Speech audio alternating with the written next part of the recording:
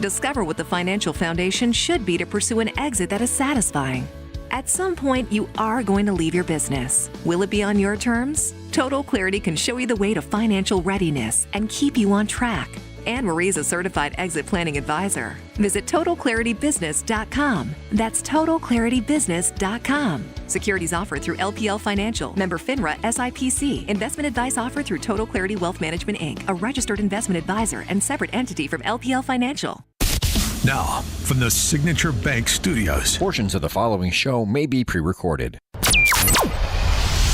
This is Chicago's Morning Answer with Dan Proft and Amy Jacobson on AM 560. The Answer.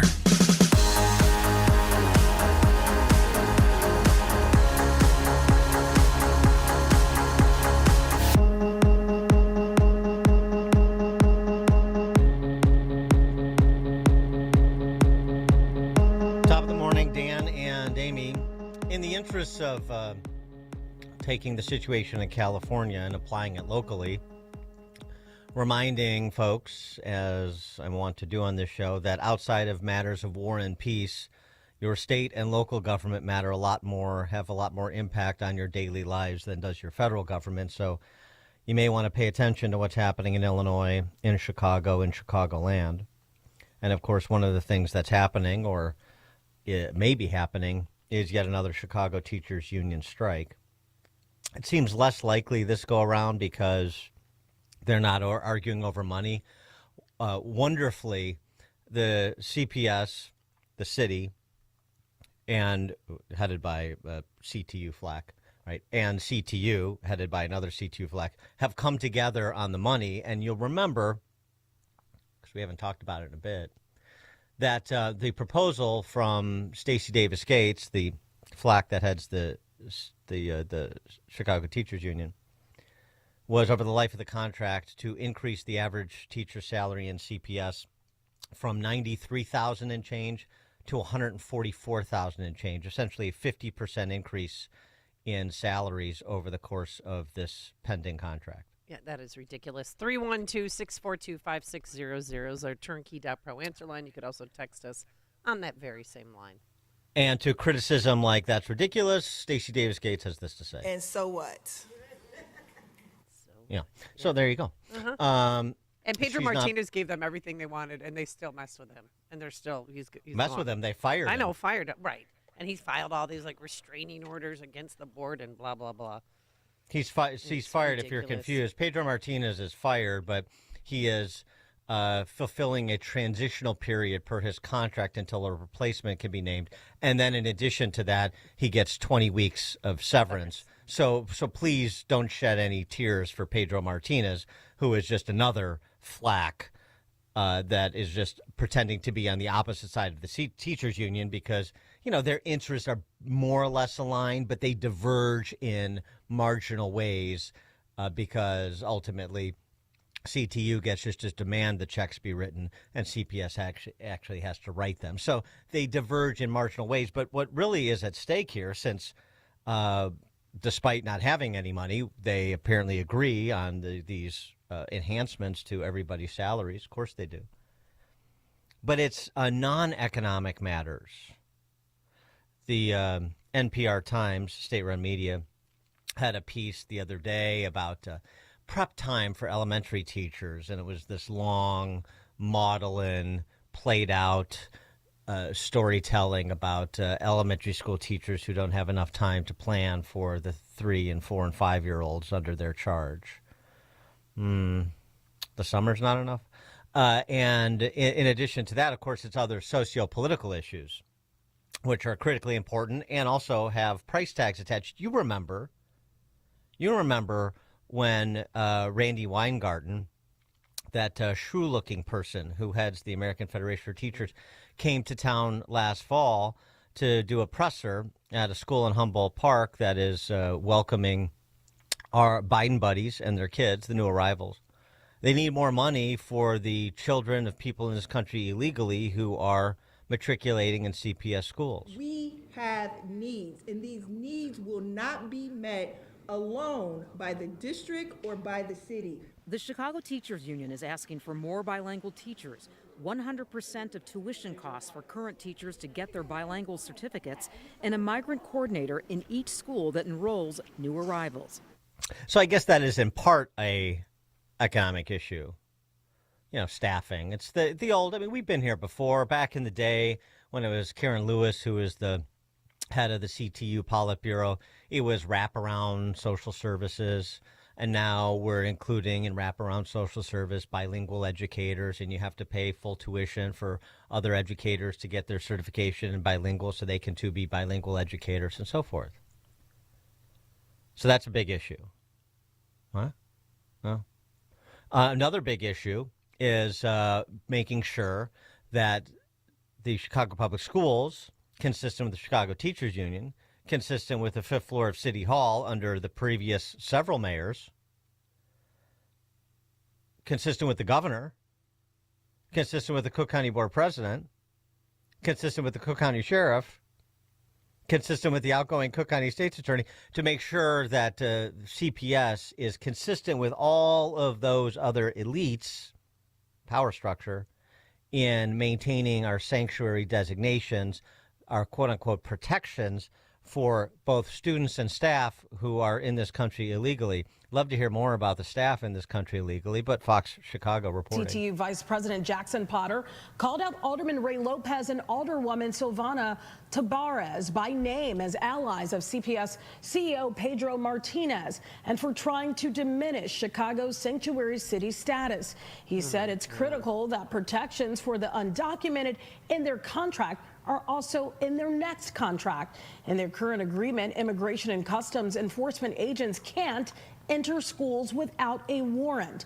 Potter said the union is still waiting for CPS to agree to that part of their contract that protects undocumented students and staff. Of course. Jackson Potter, he's a card-carrying communist as well. 312-642-5600, turnkey.pro. Answer line.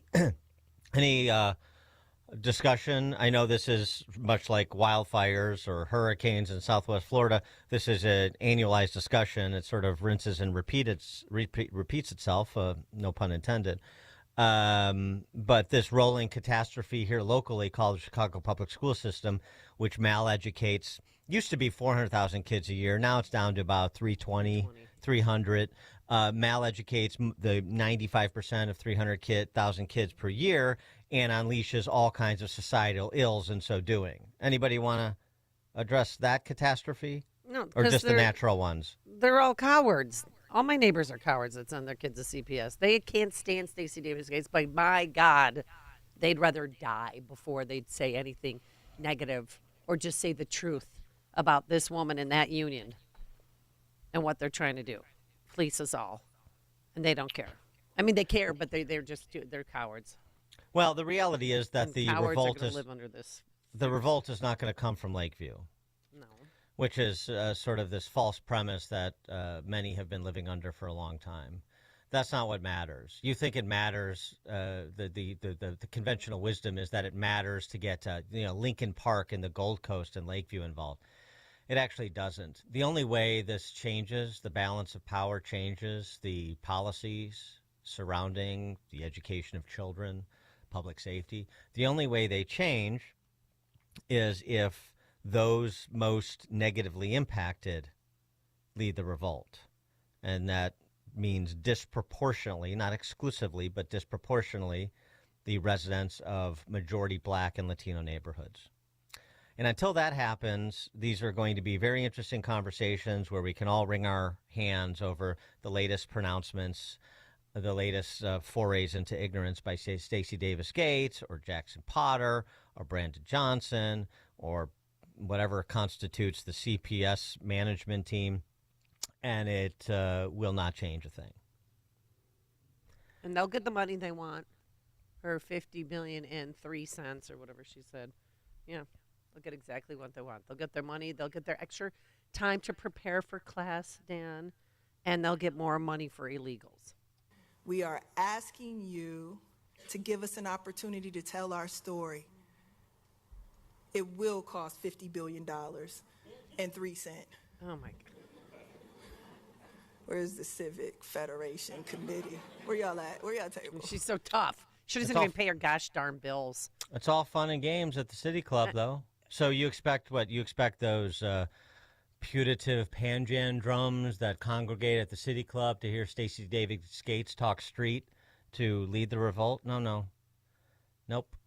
It's going to be the people whose scholarships she helped take away that will or will not change the balance of power in Chicago. And so there are things that we can do to encourage, to support people in those situations who've had opportunities stripped away from them and their kids by CTU.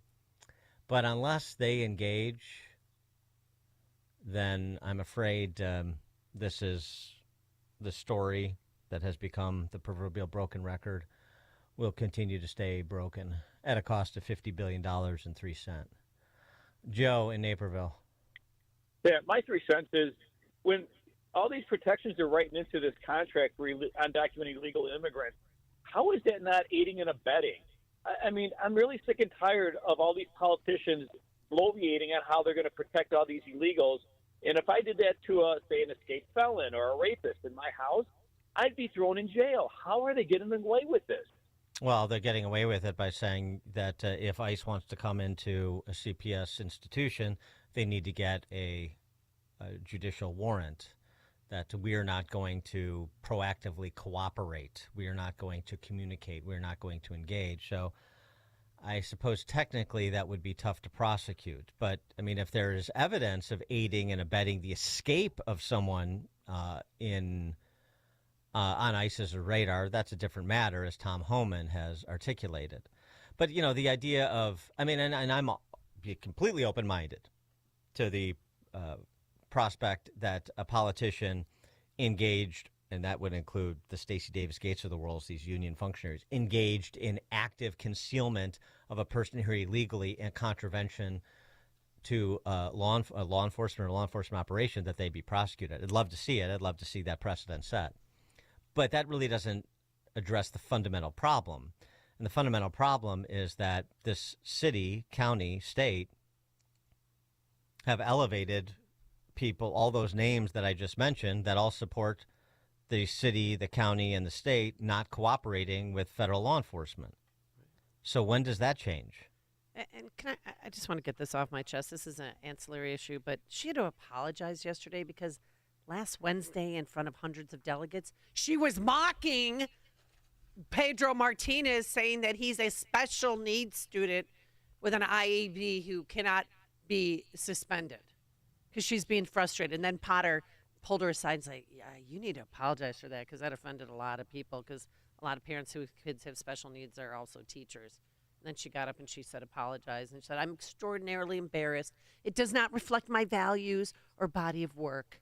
I'm deeply sorry for it, and I'm going to be in a process of speaking to advocates, family, students, and members about how to repair the harm. As long as there's a process to repair the harm. I mean, screw her. They should, if they, are so offended, which they should be. She was mocking him, like, just whatever she was doing. They should call for her resignation because they do that to other people. Yeah, I'm familiar with the concept. Coming up at 5:38, we'll turn our attention back to California. We've got more of a picture coming into focus on what has transpired over the last really 2 weeks, even as we're in day 8, I guess, of this raging inferno. Paradise Lost at 5:38. And later, you can't take back your endorsement, LA Times. But now let's head into the newsroom. Here's Mike Scott. It's 5:31, 15 degrees, light snow is falling. Former special counsel Jack Smith says it is his opinion that the evidence he compiled against Donald Trump would have led to a conviction. Fox's Aisha Hosni on Capitol Hill this morning. In just a few hours, we could see for the first time special counsel Jack Smith's report on the 2020 election interference case against President-elect Trump. Judge Eileen Cannon denying Trump's efforts to block its release. Trump on Truth Social writing, why would deranged Jack Smith be allowed to issue a report on a complete and total witch hunt against me? At the same time, Trump is preparing to pardon dozens of January 6 rioters on day one. Vice President-elect J.D. Vance telling Fox the sweeping clemency will not include violent offenders. Smith is no longer special counsel. He resigned from that position last week.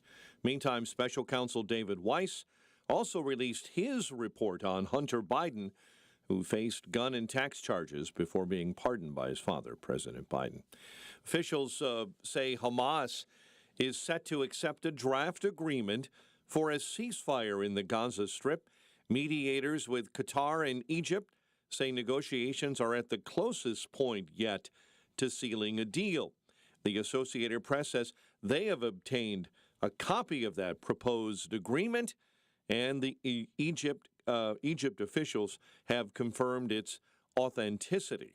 Outgoing President Joe Biden says, though details are still being hashed out. Pressing hard to close this. The deal we have structured would free the hostages, halt the fighting, provide security to Israel, and allow us to significantly surge humanitarian assistance to the Palestinians who've suffered terribly in this war. An Israeli official would only confirm that progress is being made.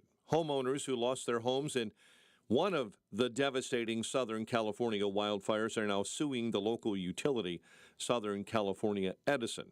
Meantime, LA County Public Works Director Mark Pistrella gives an update on water usage in the affected areas. If you've been evacuated and you're out of an evacuation zone, those areas are all do not use the water order from the state of California. California Governor Gavin Newsom is calling for an investigation this morning as to why multiple fire hydrants and the Santa Ynez Reservoir were empty. Embattled CTA President Dorval Carter calling it a career. Carter forced out, now retiring at the end of the month. He'll go to the private sector and become the new CEO of St. Anthony's Hospital. Prosecutors take their turn to hammer Michael Madigan with cross-examination questions in his racketeering trial. Madigan, according to our Jim Talamonte, is expected to conclude his testimony later today. A 10-year-old girl is dead. A 12-year-old girl badly hurt due to carbon monoxide poisoning in Chicago's Albany Park neighborhood.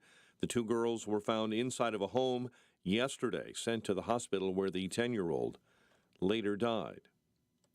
Chicago sports. Bears are continuing their head coaching search. Mike McCarthy, the ex-Cowboy coach, will interview Wednesday.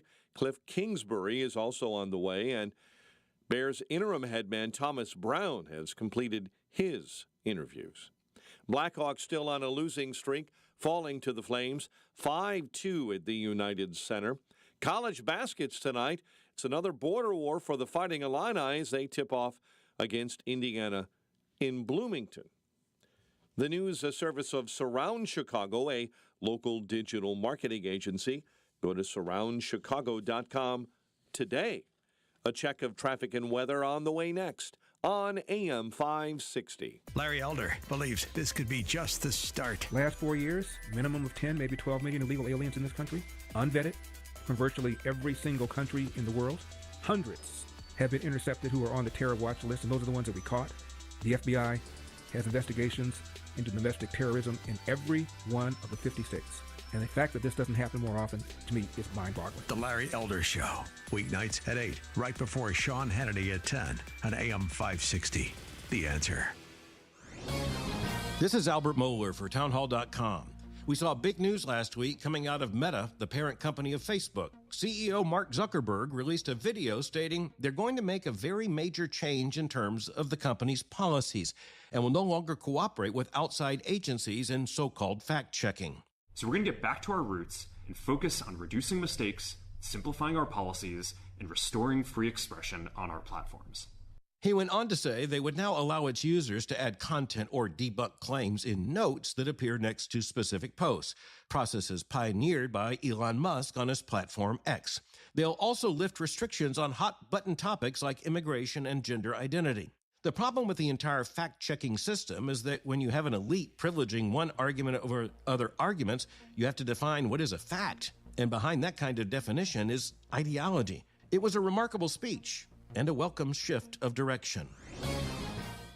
Balance of Nature supplements, changing the world one life at a time. I am a senior citizen, and actually I've seen the commercials, and I started taking it because I thought, well, that sounds like a really good idea. Well, I saw it. We watched Fox News, and I saw it on there. So I thought to order them. And I'm telling you, it's terrific stuff. It makes me feel good. So me and my wife both enjoy it, you know. Because I can't do it without my balance of nature. We've maintained it without taking a lot of food supplements we had been taking. We stopped and are just using balance of nature supplements. Happy New Year! Start the year right and get big savings on Balance of Nature supplements with our limited time New Year's deal. Sign up as a new preferred customer to get 35% off your first preferred set, plus a free fiber and spice supplement. Go to balanceofnature.com and get this exclusive New Year's offer by using discount code Chicago. Did the Protestant Reformation suffer a premature death? Absolutely, argues the riveting book, Reviving the Reformation by Dr. Daniel Lang.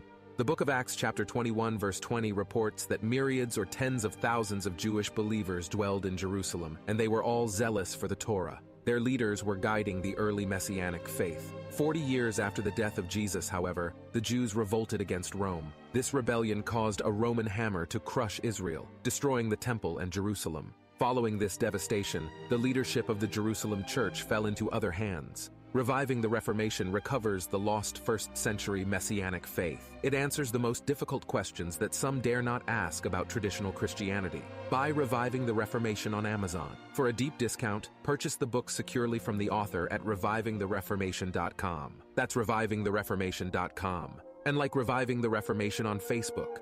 With biblical faith fading fast in Western culture, now is the time to restore the truth by reviving the Reformation. Hair Volume is the best-selling hair tablet in the world and one of many award-winning natural hair products from New Nordic. Purchase at newnordicusa.com or CVS. 5:39 Team Hochberg Traffic Center time. In Bedford Park, Cicero and Marquette, or 67th if you will, accident. Gumming up the intersection, Reagan I-88 on the eastbound side, just west of Route 47. There's a disabled vehicle on the right-hand shoulder, and delays already showing up on the Stevenson inbound between Cass and Route 83. Chicago's Morning Answer with Dan and Amy continues next. AM 560 Weather Center forecast. Snow early this morning, overspreading the area right now.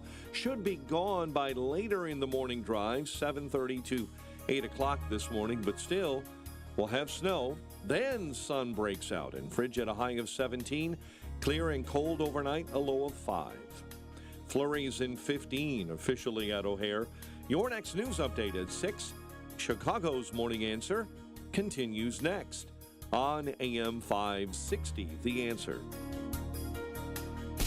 Now, from the Signature Bank Studios.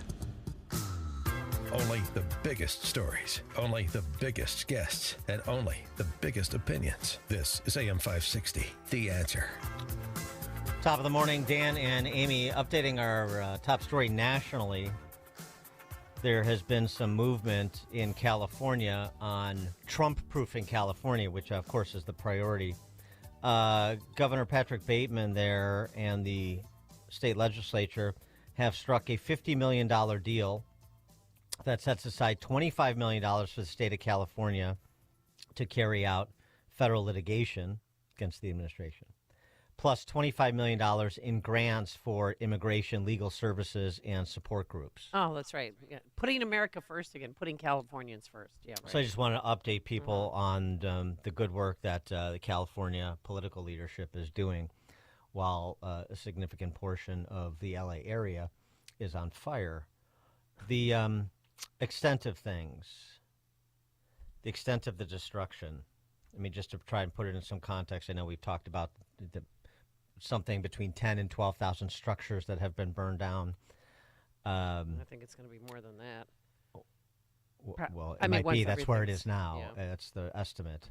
40,000 plus acres, or 62.5 square miles over the last week, as Ryan Saavedra pointed out. It's a report for the Daily Wire. For context, the Fat Man, when it was detonated over Nagasaki, affected a total area of approximately 43 square miles. And we're looking at 62 square miles? Yeah, I mean, just not comparing an atomic bomb to a brush fire, and certainly not in terms of the scope of death, but just to give you a sense of the size of the footprint we're talking about, the devastation footprint, if you will. It is massive, and I saw a report, as we talked about yesterday, with the Santa Ana winds kicking up again Monday through Wednesday this week, particularly today, I guess the most dangerous day. There was another brush fire that started, and there was video of firefighters forming a skirmish line to try to extinguish it before it also raged out of control. So it is an ongoing situation there. And some people are starting to realize that they need to perhaps be a bit more reflective of the choices they make for important offices like, say, mayor and governor. I would say state legislators, too. Dr. Patrick Soon-Shiong is the owner of the LA Times. And he had this to say about the LA Times' endorsement of one Karen Bass for mayor. They endorsed Karen Bass for mayor over Rick Caruso, who we've been playing clips of over the last several days, the billionaire real estate developer whose mall in the Pacific Palisades is still standing, while most of the residential area is not. Patrick Soon-Shiong, the owner of the LA Times. First of all, we'll accept some blame, right? So at the LA Times, we endorse Karen Bass. I think right now in front, that's a mistake, and we admit that. So I thought it was very important early on for me to come out, and I think we were one of the few to say competence matters. We got maybe 20, 23 million views to show how that was really dear to the heart of most people, whether you're right or left. And it's an interesting thing is that maybe we should think about how we elect people on the basis of, did they actually run a job? Did they actually make a payroll? Do they understand what it is? And rather than having professional politicians whose only job is really to run for office. There's nothing, I'm not trying to be disparaging, but I think we're at the stage now of the nation and the world, and there's many things we'll talk about even in healthcare, that you really need people to understand how it affects the man in the street, how it affects the working type of person. And I think President Trump in this election has understood that, and he's become truly a Republican Party, as you said, he's become the Democratic Party in terms of addressing the problems of the man in the street. So competence absolutely matters, and I'm glad that that's been taken up as almost a meme now, that competence matters. What a revolutionary thought. Competence matters. 312-642-5600, turnkey.pro answer line. Sounds like MAGA to me, huh? No, it doesn't. Doesn't sound like MAGA to me. I mean, it sounds like a bit of a reckoning with reality, but they have a long way to go to get to acting in furtherance of this newfound idea that they've come upon. I mean, this is a wildly successful businessman and a transplant doctor, and competence matters. And he's 70 years old. Competence matters is something he's just come to. No, what he always knew that. What this has provided is the license to say what you know to be true, rather than throwing in with the most outspoken, most radical element of new Marxists that took control of the party to which you affiliate. What's happened now, partly because of Trump, but more because of catastrophes like this, is it's okay to say, well, Karen Bass, she may be a black woman, she may have a higher intersectional score, but she's a disaster. That's what's happening. 312-642-5600, turnkey.pro answer line. You can also text us.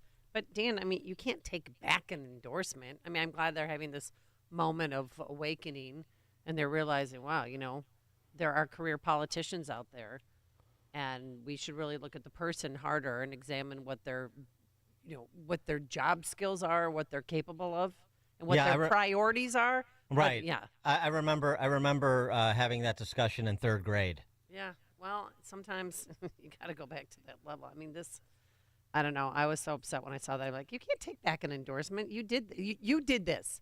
You know, the stickers with Biden on the gas pumps? Well, I got a sticker for this guy underneath the tweet. They did this. Well, we'll see. I mean, the question becomes, you know, what evidence will he provide that there has been a real change in attitude and, by extension, work product at the LA Times going forward? We'll see. I mean, it's nice, I guess, to be accountable. We own some of the blame here. You certainly do. I'm not. Nobody should run a shit and say no, you don't. Yeah, you do. You do. Just like we always talk about the Chicago political press corps here. When was the last time you heard a statement like that from anybody on the Tribune or the Sun-Times' editorial board? That will never happen. Right. So that's a start, because the Chicago political press corps here bears some responsibility for the destruction of the city of Chicago and the state of Illinois, which is, I mean, in a lot of measures, even a worse governed state than California. I'm sure people who have much more familiarity with California because it's California than Illinois, because, you know, it's flyover country to the coasts. But if you look at the metrics, by a lot of measures, in fact, most of them, Illinois is actually the worst governed state in American history. And so, where the mea culpa is coming from within the Chicago press corps or the Springfield press corps, say, you know what, maybe we shouldn't have endorsed one combine Republican after the other. Maybe we should have given conservative reform a chance, at least in terms of the branding of the Republican Party, so people could have a choice. Maybe we shouldn't fall in love with the, again, intersectional score of the politicians over their competence, over the actual impact of public policies, because these impacts were all knowable. This is like, oh, let's give this a try because it's something new and innovative and it's never been tried. High taxes, high regulations, placing identity over competence. These are ideas that have been tried over and over again, and they end in with the same burning embers over and over again, metaphorically or literally. Well, before they endorsed her, did they look what she accomplished during her 6 terms in Congress? Or did they just, endorse her because she's a black female? Yeah, that's a rhetorical question, I presume. Yeah. And the hot button social issues, abortion. Yeah. Abortion was really important. Rick Caruso wasn't sufficiently pro-abortion in a state, that's super dominated by the neo-Marxists. Like, this was going anywhere. Not to mention, this was part of the particular agenda of. Or the salient issue of the day when it comes to governing another big ungovernable city like Los Angeles, a la New York, a la Chicago. I don't know. I mean, I'm not embracing the good doctor who owns the LA Times, but I'll at least acknowledge his acknowledgement. That's a start. You have to give people some room to move in your direction. So I'm happy to give them that room, but we'll see. Got a great text message. Dan and Amy, you get what you pay for. You hire cheap, incompetent labor. You usually end up having to do the work all over again at triple the price just to fix all the damage done. It's not cheap. Oh. These politicians, this is not cheap labor. This is incredibly expensive labor, isn't it? Uh-huh. I mean, California, if not for their property tax caps, California would be the highest tax state in the country. Instead, it's Illinois. But there's nothing cheap about these politicians.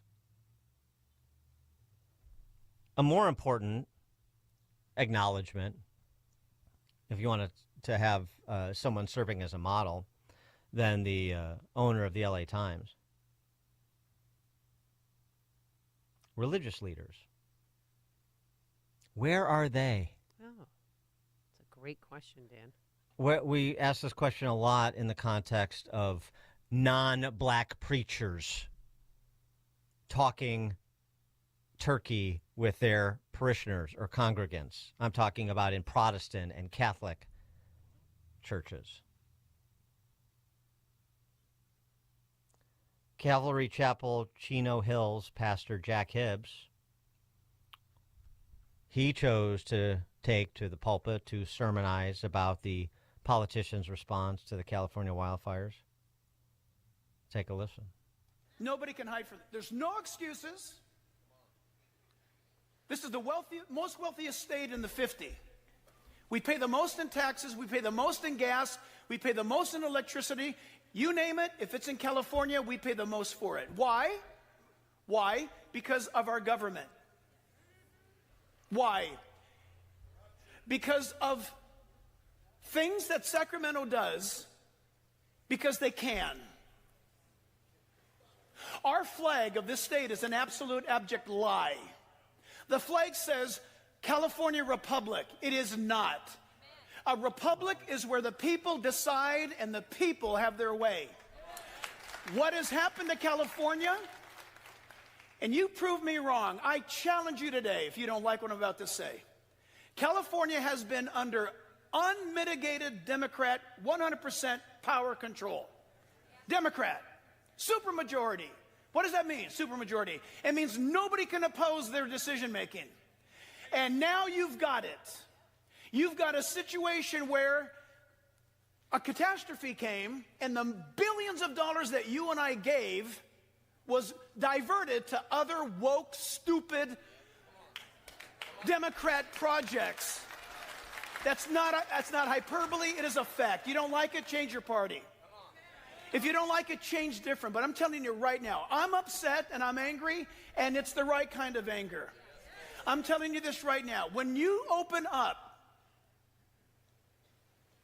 a fire hydrant and nothing comes out, and then Joe Biden says, it's because we need electricity. It was turned off for the fire hydrant to turn on. In some cases, that might be true. If the fire hydrants are on top of a mountain, you need a motor to drive the water up. That's extremely rare, and it wasn't the case in these fires. Bad management, horrific politicians who took your money and took trips like Karen Bass, the mayor of LA. She decided to go to Africa the week of the fires to be on a little trip that you paid for. She was really put out when she was told to come home. It didn't look bad. I mean, it didn't look good, that it looked very bad. You've got Gavin Newsom flying down here and then at a command center laughing it up with some people, and it's caught on tape, while he spends 9 point so many millions of probably your dollars to buy himself a new house. It's time to replace the leadership in California. You don't need any more examples. These fires could have been stopped. Well, the prospects there, I mean, California, like Illinois, has had choices. They just had a choice. They could have chosen Rick Caruso over Karen Bass in 22. They could have chosen Steve Garvey over Adam Schiff for Senate in November. We've had choices, too. They tried to recall Governor Newsom. It didn't work. The interesting thing is the quarters from where some of the criticism is coming and the push is coming. We haven't really heard that. I mean, I'm happy to entertain someone whose pastor or priest has taken up the destruction of Illinois or Chicago in some material way, who addressed the removal of the school choice program for poor, predominantly minority kids, who is addressing from the pulpit the push on right now, as predicted on this show years and years ago, to legalize prostitution in Illinois. Is that something that we should have the clergy weigh in on? Dan, we don't use the word prostitutes anymore here. I know, you're a sex worker. Not you, but thank you. Yeah, but potentially. Nor you. If things go bad. Oh, yeah, right. Yeah, I well, got I'm to keep an open mind. Sponsors for some body parts first, but okay. But from the press, from the Fourth Estate, and from religious leadership, the fact that you're starting to see a little bit of it in L.A. and California is good news. Maybe the press should be on in Illinois to do the same. Jim in LaGrange. Hey, good morning, Dan and Amy. So this is just another example of how the left and I'll say the far left moral compass just blows in the wind, because now there's some pushback from those who are a little bit less liberal, I think. But I think that the hardcore folks, the folks who really believe in this proposition, this Bolshevik proposition, are just a little bit more silent these days. Thanks. Have a great day.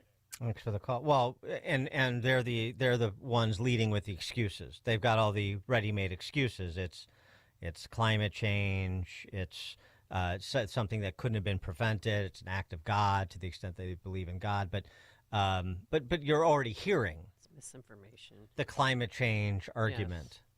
Yes. And so they're the ones that lead with the excuses so that we would say, well, it was not preventable other than by these policies that we should have been pursuing to eliminate combustion engine vehicles and so forth, like Gavin Newsom has done, but it's not happening fast enough. And so we just need to stay the course or expedite the course that we're on. We need to get to our end results faster. That's the only problem. Roger in DeKalb.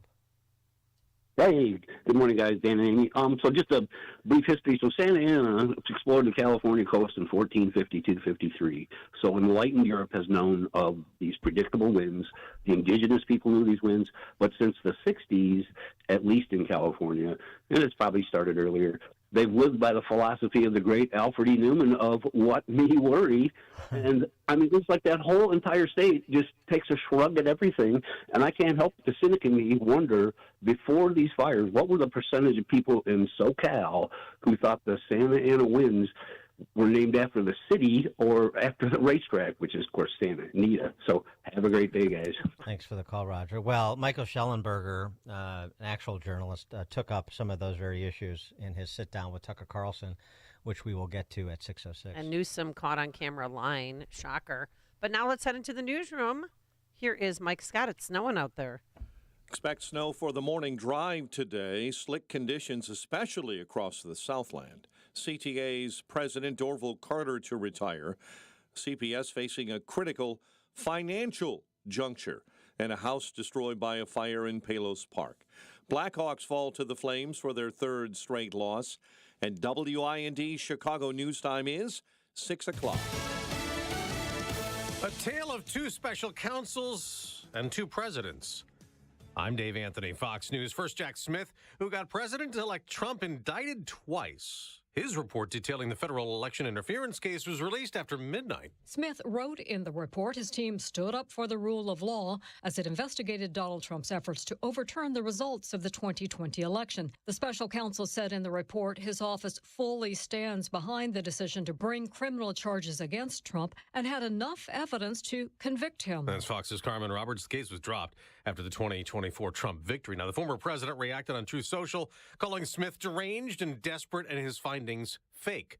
The special counsel who investigated President Biden's son Hunter also put out his report on the gun conviction, then tax evasion guilty plea, all undone by a pardon.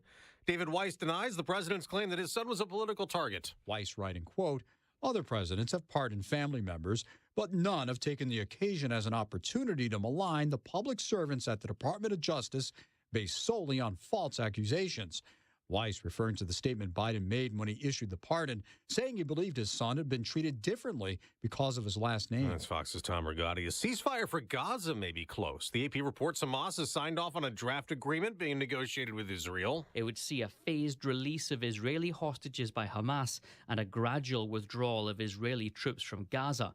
Envoys from both the outgoing Biden administration and the incoming Trump team are involved. Meanwhile, the war continues to take a toll. Israeli strikes on Gaza killed at least 18 people overnight. Fox's Jonathan Savage. New wildfire north of L.A. could spread by powerful winds returning. It is in this red flag warning area that stretches all the way from that Ventura Oxnard area down here to Malibu and the surrounding Palisades area where we have seen so much destruction. Griff Jenkins, America's listening. 6:02, 15 degrees and snow showers. On AM 560, The Answer, good morning.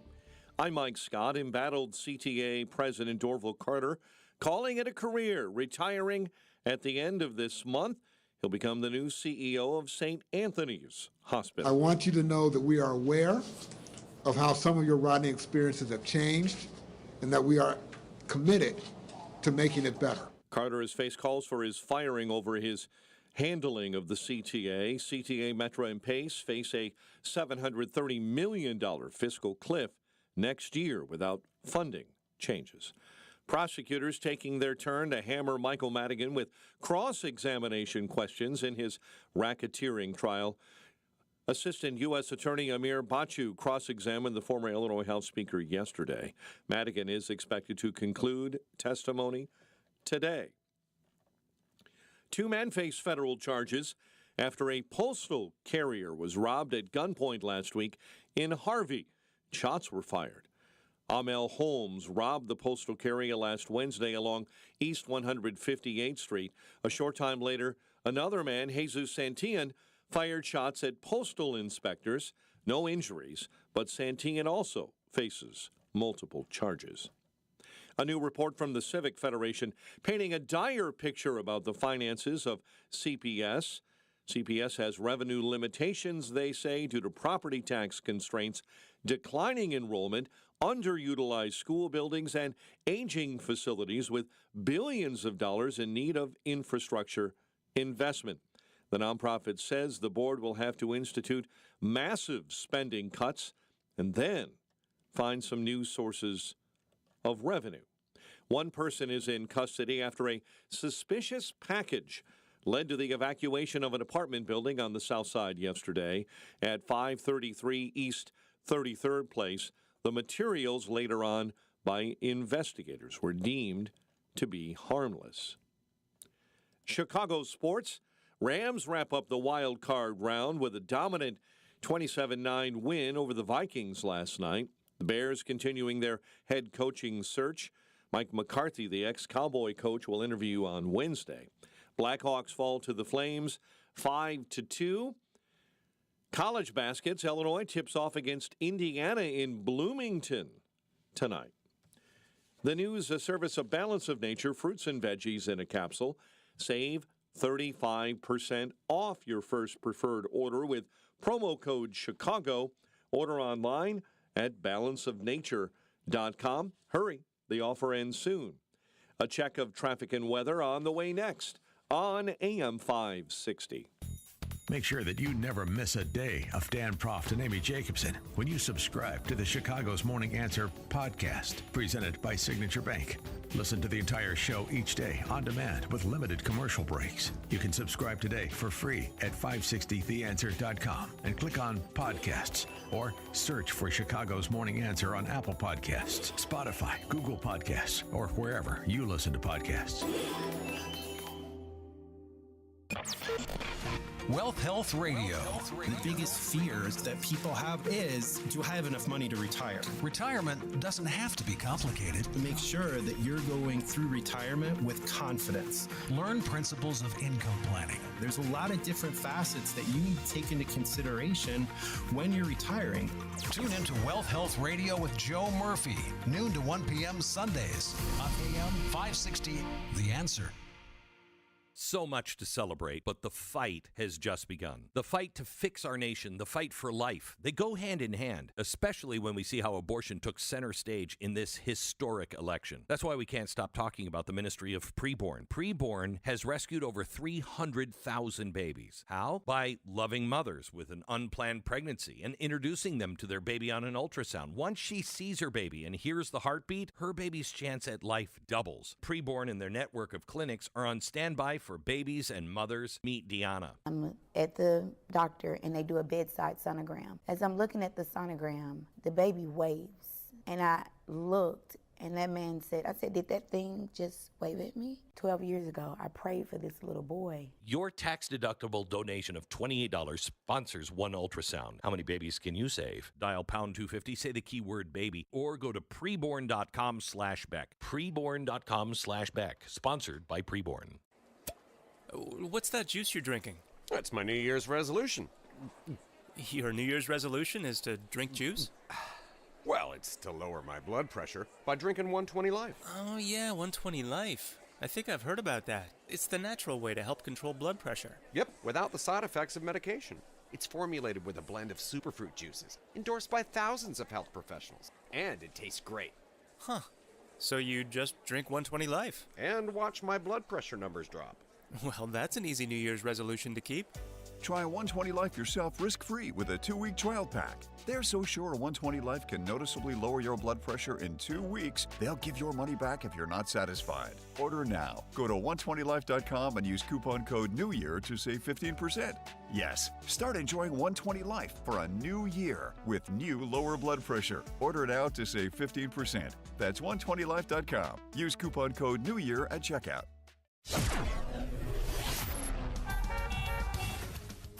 6:08.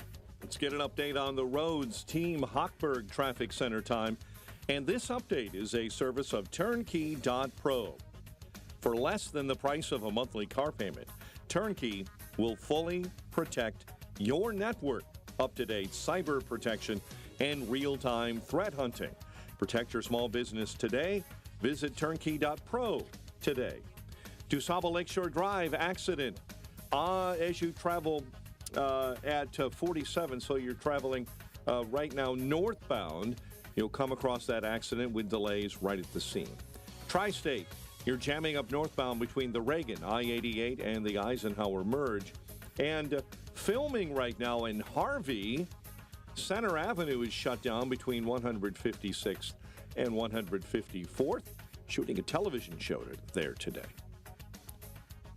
Chicago's Morning Answer with Dan and Amy continues next. Now your official Chicagoland weather forecast. The latest with Steve Williams. An inch of snow early this morning, otherwise clouds brisk and cold today. A little bit of sun later, high 17. Clear, very cold tonight, low down to 5. And then sunshine for tomorrow, the high tomorrow at 22. I'm Steve Williams on AM 560, The Answer. Flurries and light snow crossing the area, 15 at O'Hare, 16 at Midway, 15 along Chicago's lakefront. Your next news update is at 6:30. Chicago's Morning Answer continues next on AM 560, The Answer. Now, from the Signature Bank Studios, this is Chicago's Morning Answer with Dan Proft and Amy Jacobson on AM 560, The Answer.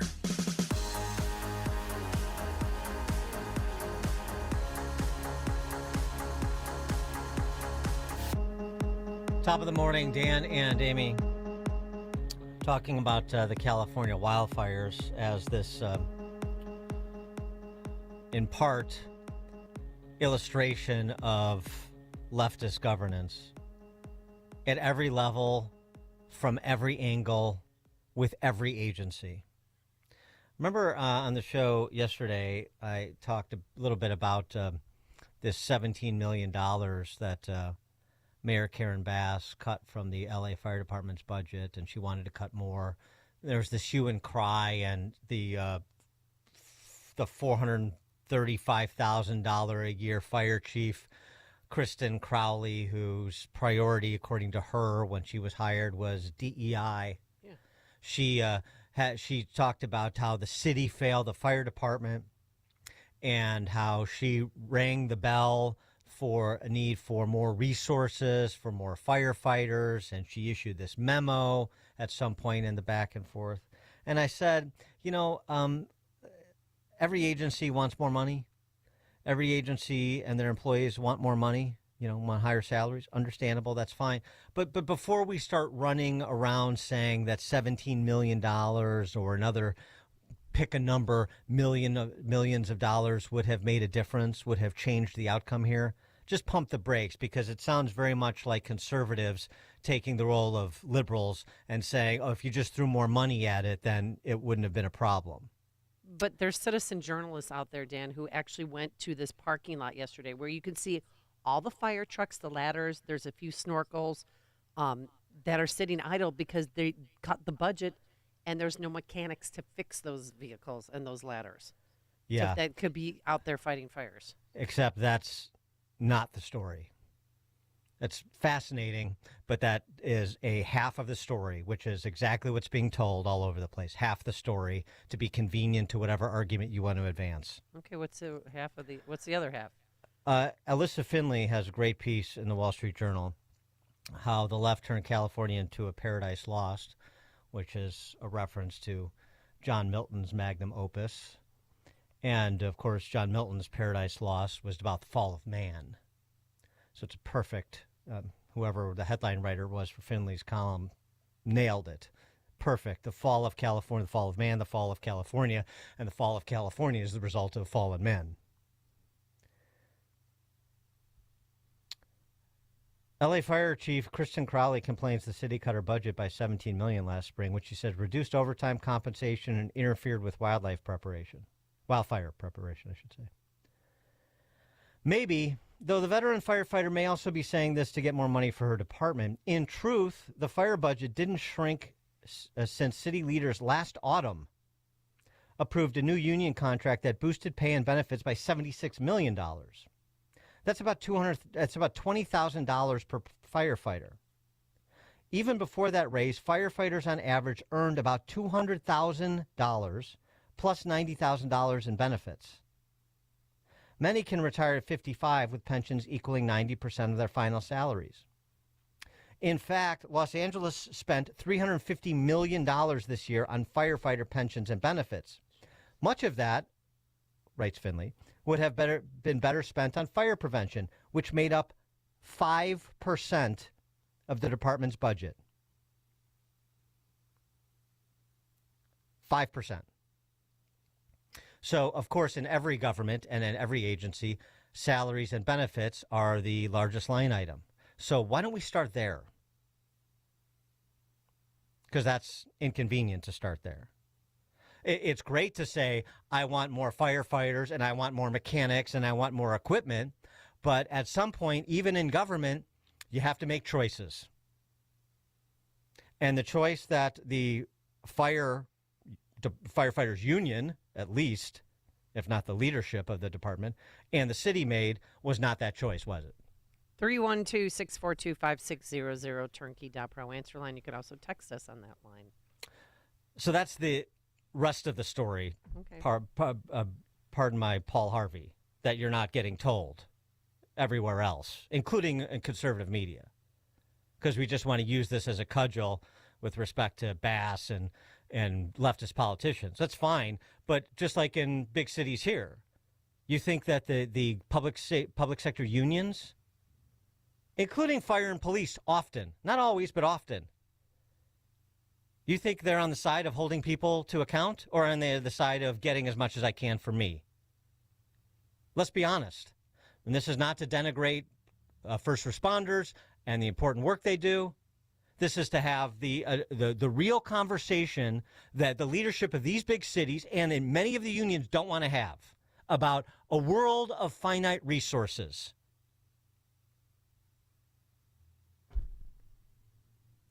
Writes Finley, bloated union contracts and DEI may not have directly hampered the fire response, but they illustrate the government's wrong-headed priorities.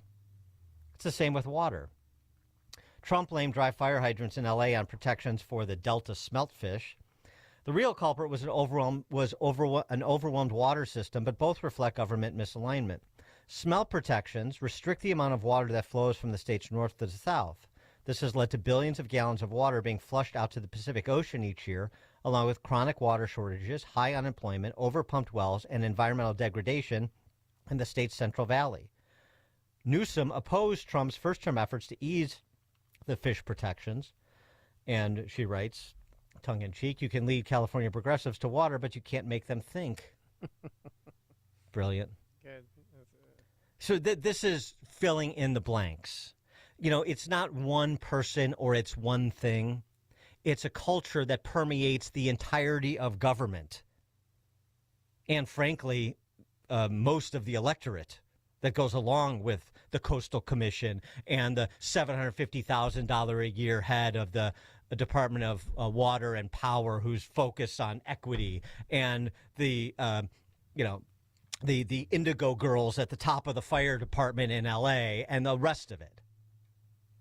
It's all part and parcel of the same lethal ideology.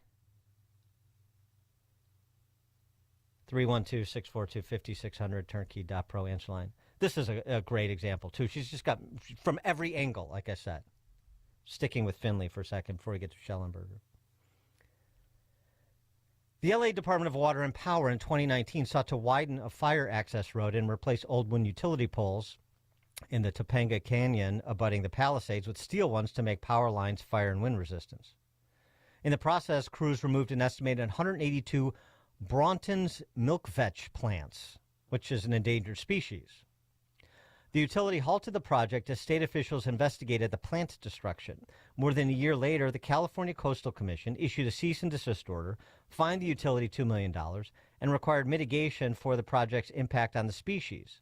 This involved replacing non-native vegetation with plants native to the state. Since the milkvetch requires wildfires to propagate, the only way to boost its numbers is to let the land burn. A cynic might wonder if environmentalists interfered with the fire prevention in hope of evicting humans from what they view as the planet's rightful habitat. To radical environmentalists, remember, every human is a colonizer. One decision after another. Pick a subtopic, any subtopic. Environment, administration, decisions on power, fire mitigation. So anything under the topic of land and water management. Pick a sub-issue, any sub-issue, and you're going to find the same story, is what we're finding. And Michael Schellenberger, who sat down with Tucker on his program on X, provided more color to this. Something else that we raised yesterday, which is this is not only was this not unknowable because this happens every year, the prospect of serious wildfires, brush fires, but also, as we mentioned, the National Weather Service issued warnings, had press conferences. And what was the response from Bass and Newsom? Well, Bass was planning her excursion to Ghana, and Newsom was, in the mirror admiring himself. He's planning. I just interviewed a climate scientist about this, or rather an environmental forest scientist about this. There's nothing unusual about this. I mean, it is somewhat unusual to get, you have a dry period and then the Santa Ana winds in January, but it's not like that never happens. I'm working my way there. So of course. Ignitions. But I mean, the important thing to know is that the National Weather Service put out a fire warning on January 2nd, and a local weatherman actually forecasted on January 1st. They said we're headed towards a super dangerous moment. The next day, the National Weather Service Los Angeles held a briefing to underscore that point. The day after that, the mayor flew to Ghana. I mean, it's crazy. Like, these were public press conferences. Yeah, these were, it's absolutely public, and it goes to the politicians first, but it's all said public. It's the National Weather Service. So that was like literally on the 1st or 2nd, the governor should have called out the National Guard. He should have called all of our neighboring states. He should have called Canada and Mexico, asked for all their backup help. They should have started circling C-130s that are, especially retrofitted that can dump the fire retardant or water. They should have had helicopters circling to see where the fires were. It should have been immediate mobilization. And yet nothing.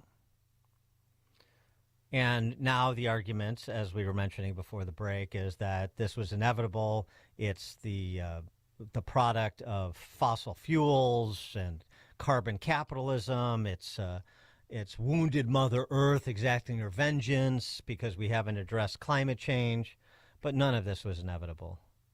My first thing I did is I was like, look, they're going to come out and say it was inevitable, and that's just a total lie. Because of global warming. Yeah, because of global warming. And I mean, anyway, there's so many places to go here. But just on the most practical sense, they knew the fires were coming, and they didn't do anything. The mayor leaves the country. She flies to Ghana after having promised not to leave the country, by the way, as mayor. She's traveled at least six times out of the country, and she promised not to travel. Why is it important the mayor be there? Because, aren't there other people in charge? Because it's an emergency command situation. She has to be able to issue orders and to, waive regulations and make things happen. The governor has to be doing that.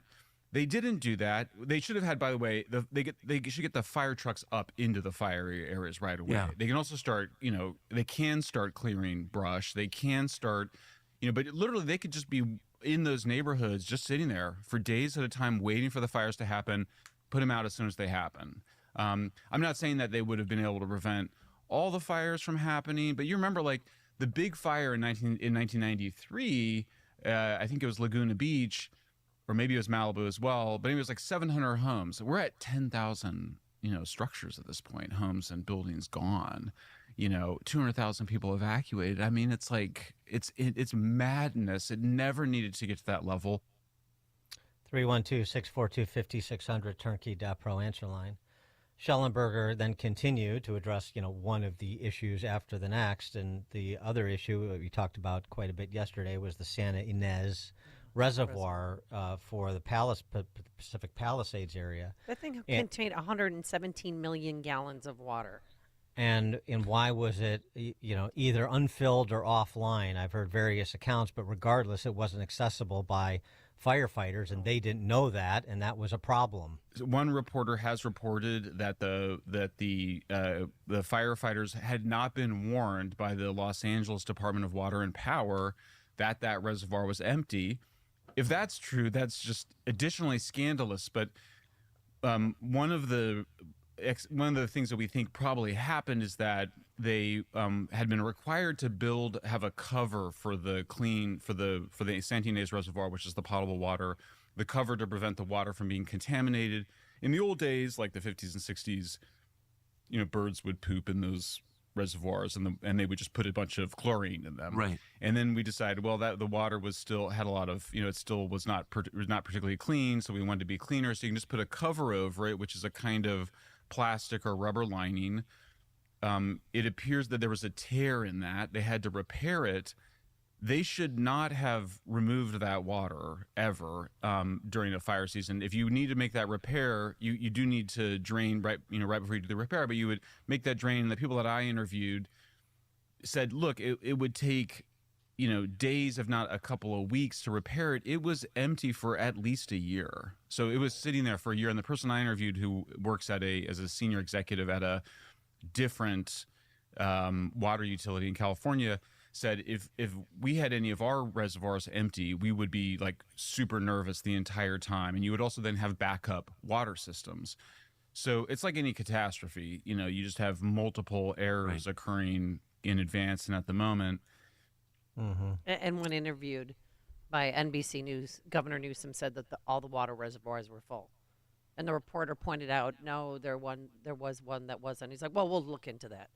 Well, he sent a letter to Quinones, the head of Department of Water and Power, about the Santa Ynez Reservoir specifically. He sent a letter wanting to know what happened. So he contradicted himself. And whether there was water in there or not, it was not accessible. So it really is immaterial. And the point that Schellenberger makes, which I didn't know until I watched that interview, is that something, if there was repairs that need to be made, understandable. Fire season, probably not the best time. No. But number one. Number two, even if you do, and it's offline for what should be a week or two, according to this other expert in the same industry at another utility, then you have a backup, number one. And number two, this lay dormant or laid unattended to for a year because it's not a priority, because the good chief of DPW in California, Quinones, was too busy focusing on utility equity, whatever the hell that means. And she makes $775,000 a year? $750,000. Oh, sorry. Yeah, $750,000 for your DPW director. Meanwhile, Joe Biden has this for displaced residents. This is classic. This is North Carolina Redux. And I want to be clear. We're not waiting until those fires are over to start helping the victims. We're getting them help right now, as you all know. People impacted by these fires are going to receive one-time payment of $770, one-time payment, so they can quickly purchase things like water, baby formula, and prescriptions. Yeah.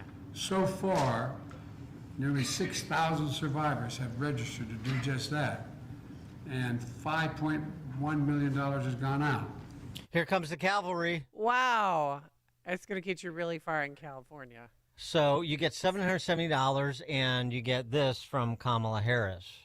$770, which is $20 more than they got in North Carolina, I guess, accounting. Higher. Yeah, adjusted. Well, maybe adjusted for inflation, adjusted for Biden inflation. So you get that from Biden, and from Kamala. Exercise patience. And so it's critically important that, to the extent you can find anything that gives you an ability to be patient in this extremely dangerous and unprecedented crisis, that you do. Yeah, so everybody go meditate to exercise patience so that you can handle this. How much patience would $770 buy you if your home just burned down? Oh, Michael, God. back to Schellenberger. One of the reasons he wanted to come on Tucker's program and talk in some detail about this is because, he knew what was coming, which is the excuses, the misdirection, the cover stories that we're talking about. It's climate change, it's fossil fuels. We need to, expedite our the pace of our path to a carbon-free environment, and so on and so forth. We need to ban cars faster. We need to do the, environmental leftism program at a higher rate of speed. And Schellenberger, don't forget, was a leftist activist before he became a journalist, and famously a few years ago sort of wrote this apology for his participation in environmental extremism. Schellenberger on sort of the philosophy behind the governance, which we know, but he articulates it nicely, and it's nice to hear from a recovering leftist. I mean, to listen to Michael Schellenberger is like listening to someone who lived in the Soviet Union, behind the curtain and got out and then tells you what it was like. That's sort of what Schellenberger's doing here. It's so nihilistic. And you trace it back. I mean, the most articulate advocate of that view is a Marxist named Mike Davis, who wrote this book called City of Quartz. It's a crazy nihilistic book, but he had an essay and also it's a chapter in that book called Let Malibu Burn. I mean, it's classic kind of radical left politics. It's classic sort of envy or sour grapes. I mean, sour grapes goes, I can't remember the parable, but basically it's like some animal wants to eat these grapes, but they're up too high. And then he says, oh, well, those grapes were sour anyway. It's a consolation for your own personal weakness and failure.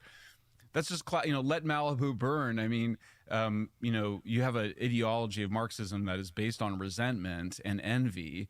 And so then you go, well, yeah, all those rich houses should go up in flames. It's a fantasy. I mean, it's a left-wing I should know. I was on the radical left. Like the fantasy, you hate the rich people because you want their wealth and you admire them in some level, but you can't get it. So, I mean, this is how envy works. So you end up constructing this whole political ideology. I mean, this is what Marx has done. And it's infected like the citizenry. I mean, it's infected the politicians. And so there's this, I think that even though it's not consciously, the politicians aren't consciously saying, oh, let's let Malibu burn. That is the behaviors they have taken have had that impact. So I think that what you're seeing in real time in these fires in Los Angeles, these destructive fires, is the manifestation of a nihilistic ideology. It's an emergent quality. It happens through a million small steps, but this heavy focus on left-wing ideology, whether it's DEI or ESG or climate apocalypse or just class resentment, manifests itself in like the most spectacular, beautiful neighborhoods just being turned into ashes and cinders. Yeah, Das Kapital was the gospel of envy. He makes an important point here, and this is the way these champagne socialists have been able to buffalo so much of middle income and even lower middle income Americans for so long. That changed a little bit in November, but there is much more work to do because they don't entrance them with the benefits they throw off that improve their quality of life. They do it with envy. What you aren't getting and what you deserve, and this is the boogeyman that you have to slay, and that's the boogeyman that you have to slay. This is the scam they're running, even after your house is burned down. Coming up at 6:36, we'll change directions. We'll take up the curious case of Mark Zuckerberg and the metamorphosis he's done since the November election with Joy Pullman from The Federalist. That's at 6:36. But first, let's stop by that newsroom once again. Here's Mike Scott. Snow showers and 15 degrees at 6:32. Southern California officials say crews are prepared today for the return of high winds, nearly hurricane force winds, as they battle deadly wildfires in the area. Pasadena Fire Chief Chad Augustine says the Eaton fire is hitting his community especially hard. For most of my career, we've talked about assisting other agencies in their time of need up and down the state, but never did I think that it would actually be my community needing assistance. Los Angeles County Fire Chief Anthony Maroney saying this morning firefighting plane damaged by a drone will return to the air today, pending FAA approval. The death toll in the fires is at 24. Secretary of State Antony Blinken says a breakthrough in ceasefire talks in the Middle East is on the horizon. We are closer than we've ever been. Blinken saying now it's Hamas's move to get it done. President-elect Donald Trump's pick for Secretary of Defense, veteran Pete Hegseth, is due on Capitol Hill for a confirmation hearing. Georgia Congressman Rich McCormick saying he relates to Hegseth through his own military career. You look at his military career, what he stood for, realism over idealism, and just getting a job done. I took that very seriously as a military veteran myself of both the Marine Corps for 16 years and the Navy for another 4 years. Hegseth denied allegations of misconduct and says he will not touch alcohol if confirmed. Prosecutors are taking their turn to hammer Michael Madigan with cross-examination questions in his racketeering trial at the Dirksen Federal Building. Yesterday, Assistant U.S. Attorney Amar Bachu cross-examined the former Illinois House Speaker, playing a recording in which Madigan is heard laughing as he told co-defendant Michael McLean that some of his political hires have, quote, made out like bandits, end quote. Madigan may conclude his testimony today. Two men face federal charges after a postal carrier was robbed at gunpoint last week in Harvey and shots were fired. Amel Holmes robbed the postal carrier, according to prosecutors, last Wednesday. A short time later, another man, Jesus Santillan, fired shots at postal inspectors. No injuries, but now Santillan faces multiple charges as well. Indiana lawmakers are weighing two major bills that would ban marijuana ads in that state for businesses in Michigan, Illinois, and Ohio that have legalized recreational marijuana, and Kentucky, where medical cannabis is legal. Chicago sports. Mike McCarthy, the ex-Cowboy coach now, will interview Wednesday for the Bears job. Apparently, Cliff Kingsbury is on the way, and Bears interim headman Thomas Brown has completed his interview. Blackhawks fall to the Flames, 5-2 at the United Center. College baskets tonight, Fighting Illini tip off against Indiana in Bloomington. Also, DePaul will host number 7 Marquette. The news service of Low T Center. If you're not feeling that same energy anymore, testosterone therapy, or TRT, may be the answer.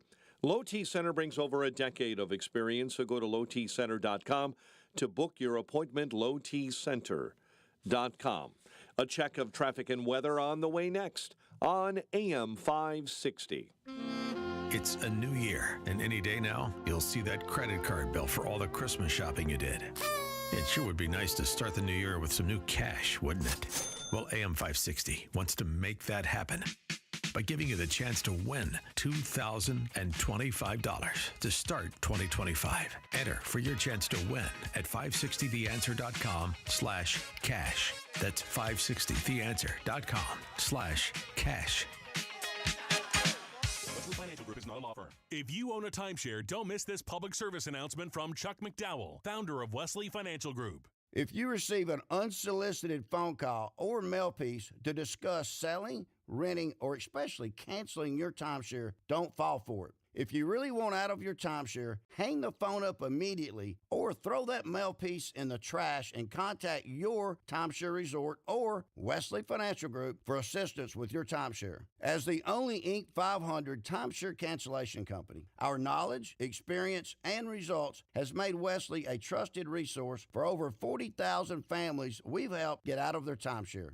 Give us a call, and I'll send you our timeshare exit information kit free with the straight facts about your timeshare and all of your options for cancellation. Call for your free info kit, 800-839-8484. 800-839-8484. 800-839-8484. There is a place in northern Illinois that people have come from all around the globe seeking treasure. It's amazing. I didn't know what to expect, but when I got there, I was surrounded by all kinds of gold and silver. An actual place where you're surrounded by treasure? I've known that gold and silver were a good investment, but I really didn't want to buy it through the mail. At Fox Valley Coins, I basically walked in, picked out what I wanted, paid cash, and walked out with gold and silver. Walk in with paper and walk out with actual gold and silver bars. For decades, Fox Valley Coins has traded paper dollars for actual gold and silver. They buy and sell. The treasure map is available at foxvalleycoins.com. They are on Route 59, 1 light north of I-88 in Naperville, Illinois. Again, for info and the map, seek foxvalleycoins.com. Can you believe it? 2025 is here. As you start this new year, you have probably been thinking about your resolutions. And let's be honest, your well-being has probably been on top of your list for years. But this year, maintaining your wellness goals is easier than ever with Balance of Nature. Balance of Nature's whole food ingredient supplements have 31 varieties of fruit and vegetable ingredients, from tomatoes to sweet potatoes. No synthetics or added fillers. Finally, a resolution that will be a breeze to keep. Make 2025 the year you feel your best, and keep celebrating for years to come. Happy New Year! Start the year right and get big savings on Balance of Nature supplements with our limited time New Year's deal. Go to balanceofnature.com and sign up as a new preferred customer to get 35% off your first preferred set, plus a free fiber and spice supplement. And get this exclusive New Year's offer by using discount code CHICAGO. Hair Volume is the best-selling hair tablet in the world and one of many award-winning natural hair products from New Nordic. Purchase at newnordicusa.com or CVS. 6:39, let's get an update on the roads. Team Hochberg Traffic Center time. And this update is a service of Lowe's. Now's the time to shop. Limited time doorbuster deals during Lowe's Pro Savings Days. Save $50 on a Little Giant King Combo 6-foot ladder. Was $199, now $149. Doorbusters valid. The selection varies by location while supplies last. Kennedy inbound right now is at 29 minutes. O'Hare into the Burns Circle interchange. The Ike at 45, 390 to the old post office. I-55 jammed up between US 6 on the southbound side and Arsenal Road. Dan Ryan inbound, typical early morning heavy, 95th up through 79th. Jane Addams has a bad accident. 2 left lanes blocked. It's on the northbound side of between the Illinois-Wisconsin state line and Highway S, right on that section that crosses into Wisconsin this morning on the Adams. Chicago's Morning Answer with Dan and Amy continues next. Now, your official Chicagoland weather forecast. Snow early this morning, turning to sun later in the day. Still frigid, high 17. Clear and cold overnight, low of 5 above. Still light snow and 15 at O'Hare. Your next news update is at 7, and Chicago's Morning Answer continues next on AM 560, The Answer. Now, from the Signature Bank Studios. If you're looking for the latest news, insight into what it means, and the sharpest opinion, there's only one station in Chicago where you can turn, and it's this one. We're AM 560, The Answer. Top of the morning, Dan and Amy. How about Mark Zuckerberg? How about Mark Zuckerberg's 180 since November? I mean, his change of heart, yes. He's, this is a guy who, competes with Anthony Blinken for least amount of personality. And now he's letting his hair grow out. He's yucking it up with Rogan. He's going to Mar-a-Lago. Putting content moderators out of business and going with Elon's community notes paradigm for Facebook and Instagram. And I love the content monitors that are saying they have to move to Texas from California. Yeah, he's moving from California to Texas. And he's announcing in a video a couple weeks ago that he's, going to work with Trump. We're going to work with President Trump to push back on governments around the world that are going after American companies and pushing to censor more. Right. Now he's Mr. Anti-Censorship guy, the same guy that banned Trump from Facebook, the same guy that spent almost $500 million to help the left rig the 2020 election. I mean, Zuckerberg is the Zuckerberg of the Zuckerboxes. Yeah. Election interference, deciding what can and can't go on Facebook. UFC founder Dana White is on his board now. Yeah, I saw that. Wow. Classic rent-seeking behavior as far as I'm concerned. But, look, he's doing things from a transactional place, not a philosophical one. And at least in the short term, that transactional place provides more freedom online, more open discussion online. So I suppose that's a good thing. I just wouldn't fall in love with it. Here was Zuckerberg detailing first person, something that has been disclosed through emails that have been obtained in discovery and litigation. Zuckerberg on Rogan talking about the pressure he got from the Biden administration to moderate content in the direction they desired. These people from the Biden administration would call up our team and scream at them and curse, and it's like these documents it's all kind of out there. Oh, did you record any of those phone calls? I don't think we but I think I want to listen. I mean, there are emails. the emails are published. It's all kind of out there, and they're like, and basically it just got to this point where we were like, no, we're not gonna take down things that are true. That's ridiculous. They wanted us to take down this meme of Leonardo DiCaprio looking at a TV talking about how 10 years from now or something, you're going to see an ad that says, okay, if you took a COVID vaccine, you're eligible for, for this kind of payment, this sort of class action lawsuit type meme. And they're like, no, you have to take that down. And we just said, no, we're not going to take down humor and satire. We're not going to take down things that are true. And then at some point, I guess, I don't know, it flipped a bit. I mean, Biden, when he gave some statement at some point, I don't know if it was a press conference or to some journalists, where he basically was like, these guys are killing people. And I don't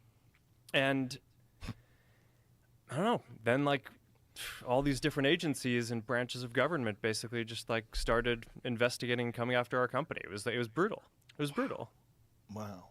So at the beginning, it kind of seemed like, okay, we should give a little bit of deference to the government and the health authorities on how we should play this. But when it went from, 2 weeks to flatten the curve to, in the beginning, it was like, okay, there aren't enough masks. Masks aren't that important. To then it's like, oh, no, you have to wear a mask. And, everything was shifting around. It just became very difficult to kind of follow. And this really hit. Yeah. So now Zuckerberg is having the conversation in 2025 that we were all having in, say, mid-year 2020. 5 years late to the dance. But again, he's occupying a particular position in his interests. He's not doing anything out of philosophical purity, that's for sure. And, he's up against powerful forces. First, it was the Biden administration, and now it continues to be the D.C. press corps, although less and less powerful, nicely illustrated by Jim Acosta in a typical mind-numbing exchange with the magic cue ball that CNN rehired Brian Stelter. Yeah, and he's complaining about the Biden administration, yelling at them to say, get some of this COVID misinformation off their platforms. I mean, isn't that's sort of what the White House should be doing, right? I mean, tell folks to get this garbage off these platforms if you can, as best as you can, and to get rid of fact-checking altogether, especially during these wildfires. That's what the White House should be doing, according to Jim Acosta, part of the great vanguard of the First Amendment and a free press. The White House should be telling private actors what they can or and cannot post, or what they can or cannot leave posted. That is the definition of illegal censorship, forcing a private party to do what the government can't legitimately do. This was the whole basis of the Missouri v. Murthy case that was wrongly decided by Amy Coney Barrett, unfortunately. But it's still alive because it was remanded back to the district court, and that's where we pick it up with Joy Pullman, executive editor of The Federalist, thefederalist.com. Also author of the book False Flag, Why Queer Politics Mean the End of America. Joy, thanks for being with us again. Appreciate it. Thanks for having me. Good morning. Your take on Mark Zuckerberg's transformation. Well, I kind of see this as him having turned state's witness for kind of a scheme that he's been, at least, it seems that there was some coercion over here, but as you pointed out, he wasn't going public with this 5 years ago when it could have made a much bigger difference, when, many of us were for the first time experiencing very severe internet censorship and wondering what the heck was going on, how it was that our nation was, herded into these extremely damaging lockdowns, and a number of, laws rushed through Congress that created the inflation that we're experiencing now and the major economic problems that our Congress is going to face, made a lot of structural problems in this country worse. And so, I am glad. I think it's, better late than never. But there is absolutely at this point, with the Trump administration coming in, as you point out, this is really looking like a more attempt to save his skin, to save his company from a Trump administration that was considering, Section 230 changes, or just because of the heavy censorship applied against not only Trump directly, but anyone who has any divergent opinion from the government, even if it's a true opinion. So I think he has a lot more work to do, Mark Zuckerberg does, if he wants to regain any sort of goodwill among average folks in America who still care about free speech, about our culture of ideas clashing with ideas and being able to test out ideas and say what you want and have public discourse in order really to self-govern. If we do not have open discourse, we do not have self-rule in this country. It's that simple. And by, colluding with the government for so long, Mark Zuckerberg has helped erase and destroy that fundamental protection of what makes America unique and different, and a country where people do rule themselves rather than are serfs of overlords. I mentioned the Missouri v. Murthy case. You wrote about it recently, that there is more coming out in recent court filings about the extent of the censorship that was efforted by the federal government and how far back it goes.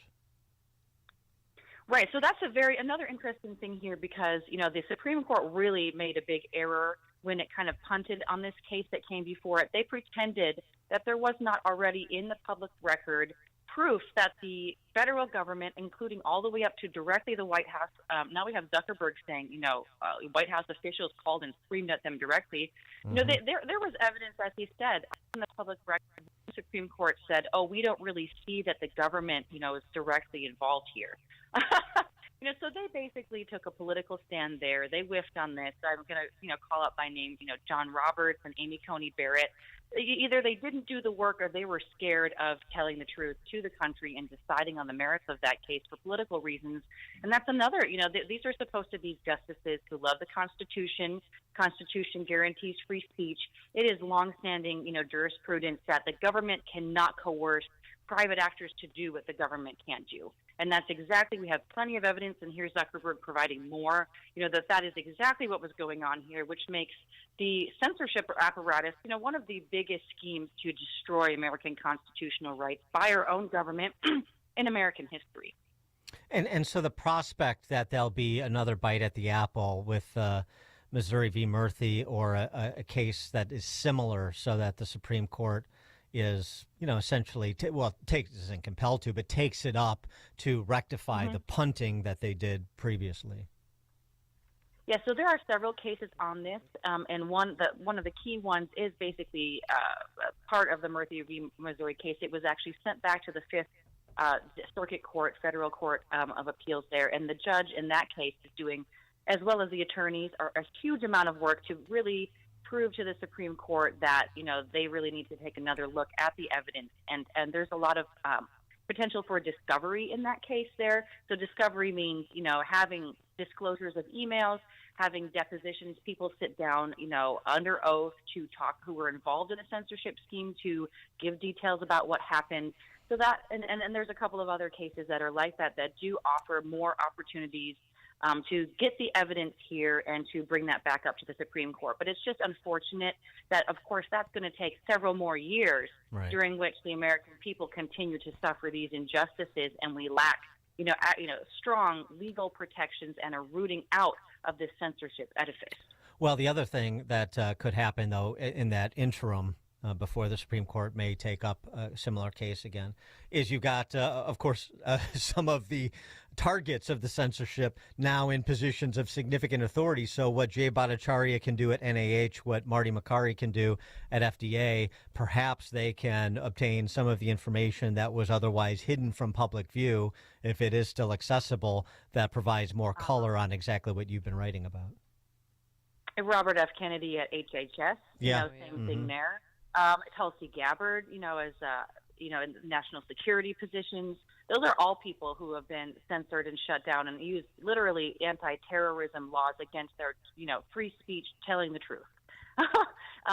So you're right about that. I do think that, the bureaucrats, the administrative state have been very busy trying to cover their tracks as soon as they knew that Trump would be moving in. So there's going to be some work to be done there.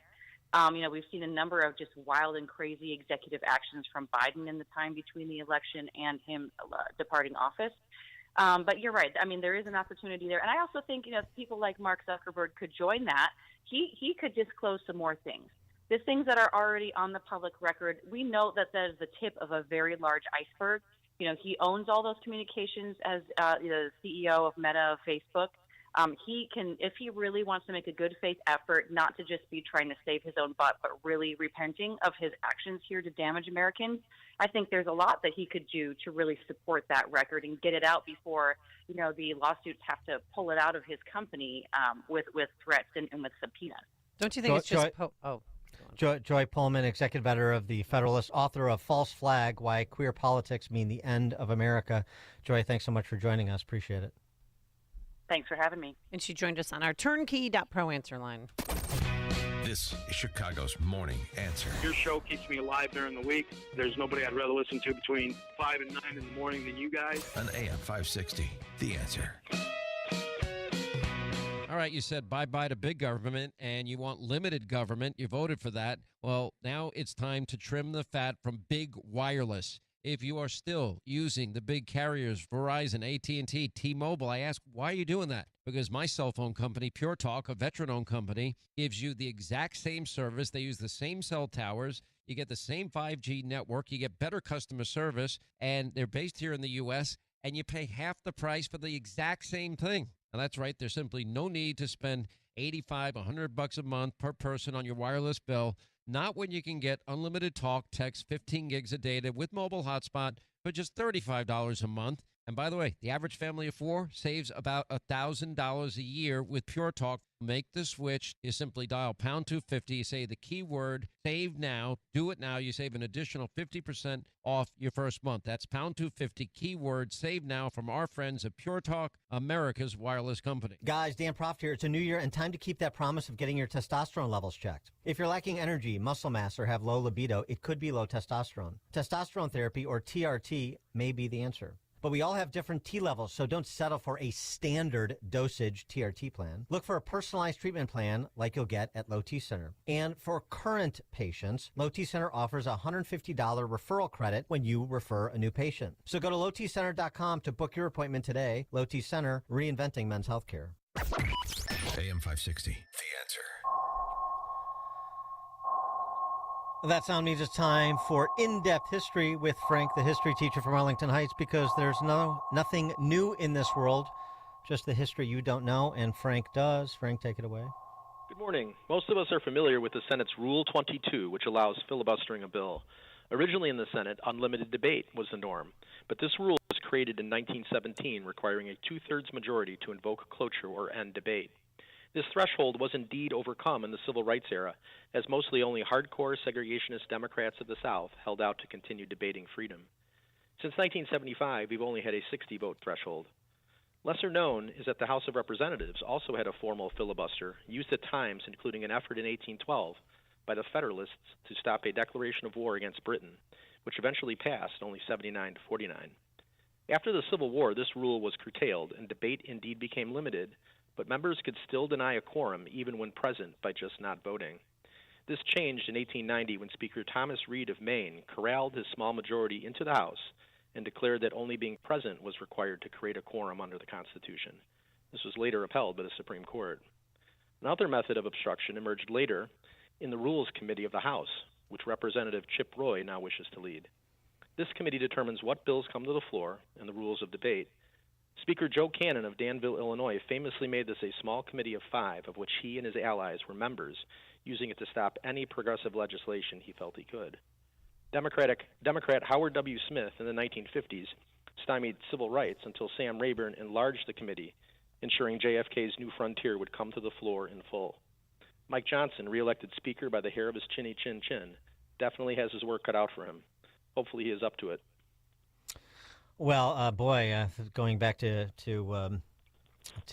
Joe Cannon, thinking about an Illinoisan who was keyed on stopping leftist legislation. They labeled him the tyrant of Illinois. Yeah, I recall. Those were better days. And I saw you. I hope you took judicial notice of Mike Johnson saying, with respect to relief for Californians, that he thinks it should be conditional. Essentially telegraphing conditional on changing land and water management policies at the state and local level, which is an encouraging step. Well, certainly. And, how about those poor people in western North Carolina? What sort of federal relief are they getting? I've heard that's kind of slow over there, and we're just going to go hand out $150 billion to L.A. to rebuild when they can't manage their forests and manage their fire hydrants and make sure there's water and help out the smelt fish. There's got to be some responsibility over there. And I heard a good speech. I think it was on your radio station today. You had it earlier. I think California could be changed. I think we could have, in 2026, new leadership there. I think potentially that Republican L.A. County Supervisor, Catherine Barger, I think she's positioning herself for a run. A hopeful note. Thank you so much, Frank. Coming up at 7:07, Brendan O'Neill from Spiked Online, 7:07. It's now 7 a.m., WIND, Chicago. He would have been convicted. I'm Dave Anthony, Fox News. That's what Jack Smith wrote in the special counsel's final report on the Trump election interference case released after midnight, detailing the indictment dropped after the 2024 election, alleging President Trump in 2020 resorted to criminal efforts to retain power. Trump responding on Truth Social, quote, deranged Jack Smith was unable to successfully prosecute the political opponent of his boss, crooked Joe Biden. The voters have spoken. That's Fox's Todd Pyro. Now, the special counsel investigated Hunter Biden also put out a report critical of the president, who pardoned Hunter on a gun conviction and tax evasion guilty plea and then lashed out. He accused the special counsel, David Weiss, of singling Hunter Biden out. Now David Weiss is saying that the president was wrong to say that. A quote from last night's report, other presidents have pardoned family members, but in doing so, none have taken the occasion as an opportunity to malign the public servants at the Department of Justice based solely on false accusations. Fox's Peter Doocy at the White House. President Biden's hopeful a ceasefire for Gaza appears imminent. The deal we have structured would free the hostages, halt the fighting, provide security to Israel, and allow us to significantly surge humanitarian assistance to the Palestinians. A Trump envoy is also involved in those talks. Next hour, the first Senate confirmation hearing for a Trump nominee, with a controversial one, the president-elect's pick for defense secretary. Republican Senator Jim Banks will be at the hearing and just told Fox. There are hundreds of veterans already lined up to come to Capitol Hill today to show their support for Pete Hegseth. But Senate Democratic leader Chuck Schumer says, is someone with Pete Hegseth's alleged history really the kind of person we want at the helm? Hegseth denies allegations of sexual misconduct, alcohol abuse, financial mismanagement. A new wildfire burning north of L.A. and Ventura County as strong winds pick back up, threatening to worsen a disaster that's killed 24 people and burned down more than 12,000 homes and buildings. America's listening to Fox News. 7:02 on AM 560. The Answer. Good morning. I'm Mike Scott. 15 degrees and snow showers. Embattled CTA President Orville Carter crying uncle and calling it a career, retiring at the end of the month to become the new CEO of St. Anthony's Hospital. I want you to know that we are aware of how some of your riding experiences have changed and that we are committed to making it better. Carter, pushed out by Mayor Brandon Johnson, has faced aldermanic calls for his firing over the handling of the CTA. CTA, Metra, and Pace, you may recall, face a $730 million fiscal cliff next year without changes in funding. A new pilot program coming from Alarm.com. It's a new gunshot detection program, and the program pilot is underway in Chicago. Alarm.com is offering it to one specific Chicago neighborhood free of charge for 6 months. What happens after that is up in the air and likely up to the mayor. We are targeting the main areas within the back of the yards that have the most consistent gun violence based on the public data readily available. Alderman Ray Lopez yesterday says he hopes the program will be operating within a half square mile of his ward. A 10-year-old girl is dead, a 12-year-old girl badly hurt, all due to carbon monoxide poisoning in Chicago's Albany Park neighborhood. Firefighters responded early yesterday to a home in the 3000 block of West Gunnison. A 10-year-old died. Chicago sports, Bears continuing their head coaching search. Mike McCarthy will interview Wednesday after being ousted as head man in Dallas. Cliff Kingsbury is on the way, and headman Thomas Brown, the interim Bears coach, has completed his interview. The news service of Valdecast Windows for the discerning homeowner looking for high-quality, professional-level window replacement service. Contact Valdecast Windows, your award-winning Platinum Elite Pella-certified contractor, Valdecast.com. A check of traffic and weather is on the way next on AM 560. Larry Elder is stunned by the numbers. Check this latest poll result. 41% of young Americans say killing of the United Healthcare CEO was, quote, acceptable, close quote. I kid you not. So you're unhappy with rising healthcare costs, and that's what you want? 41% of young people say it's acceptable? Really? The Larry Elder Show. Weeknights at 8, right before Sean Hannity at 10 on AM 560. The Answer. The new year means new health goals, not just for your body, but your finances too. Your personal info is in so many places that are outside of your control. It only takes one mistake, and not even your mistake, to expose you to identity theft and lost funds. If your identity's stolen, LifeLock's restoration specialist will fix it, guaranteed, or your subscription money back, and resolve to make identity, health, and wealth part of your New Year's goals with LifeLock. Visit LifeLock.com and save up to 40% off your first year with promo code CLAY. Terms apply. You said bye-bye to big government. Now it's time to trim the fat from big wireless. Pure Talk gives you the exact same service. They use the same cell towers, the same 5G network. You get better customer service, and you pay half the price for the exact same thing. Get unlimited talk, text, 15 gigs of data with mobile hotspot for just $35 a month. Make the switch. You simply dial pound 250, say the keyword save now, save an additional 50% off your first month. Pure Talk, America's wireless company. Hello, Patriots. It's time to celebrate McHenry County. Join We the People of McHenry County on Monday, January 20th for an evening celebration of the inauguration of number 47, President Donald Trump. This is a great opportunity to have fun and celebrate with your McHenry County friends and neighbors. The special guest host will be Gene Ives, host of the radio show The Real Story on AM 560 and founder of Breakthrough Ideas. People will gather at Galati's Hideaway Restaurant in Cary, Illinois. Tickets will only be sold in advance for $30 per person. Dinner is included and a cash bar is available. Don't wait. Seating is limited. Tickets will sell out quickly.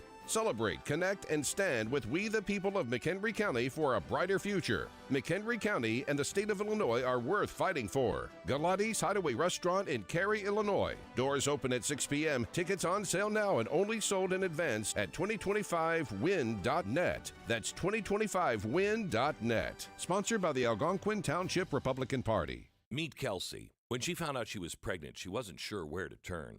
But after meeting with the counselors at a preborn network clinic who loved and supported her, and after hearing her baby's heartbeat on a free ultrasound, she chose life. When a mother looks at her child through a sonogram, it does something to you. You know, I ended up deciding to keep my son, who is now 5 years old today. He's amazing. He brings absolute joy to my heart. I could not imagine life without him.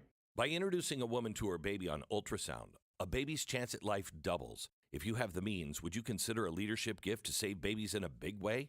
Your tax-deductible donation of $5,000 will sponsor Preborn's entire network for 24 hours, helping rescue 200 babies. To donate, dial pound 250, keyword baby. You can be able to say, I help save a life through Preborn. Dial pound 250, keyword baby. Preborn.com/Beck. Sponsored by Preborn. Balance of Nature's fruits and veggies supplements, changing the world one life at a time. You know, balance of nature is becoming pretty important out there to a lot of people. And when I first started, I was really impressed. I'm a healthcare professional, trained as a pharmacist. So anything that's natural I like. And so it made a lot of sense. Happy New Year! Start the year right and get big savings on Balance of Nature supplements with our limited time New Year's deal. Call 1-800-246-8751 or go to balanceofnature.com and sign up as a new preferred customer to get 35% off your first preferred set, plus a free fiber and spice supplement with free shipping and our money-back guarantee. Go to balanceofnature.com or call 1-800-246-8751 and get this exclusive New Year's offer by using discount code Chicago. 7:09.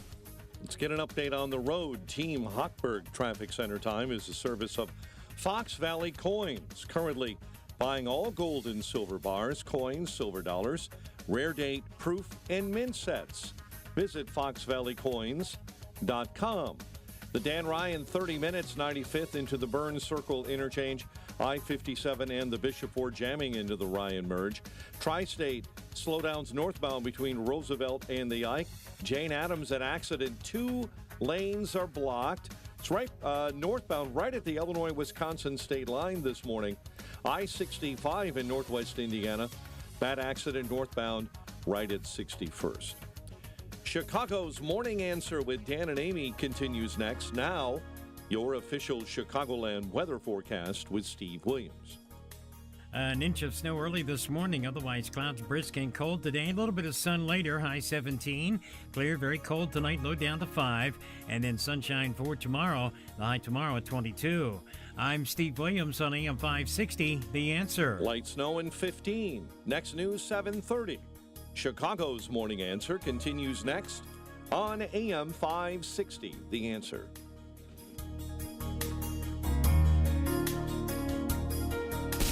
Now, from the Signature Bank Studios, this is Chicago's Morning Answer with Dan Proft and Amy Jacobson on AM 560, The Answer.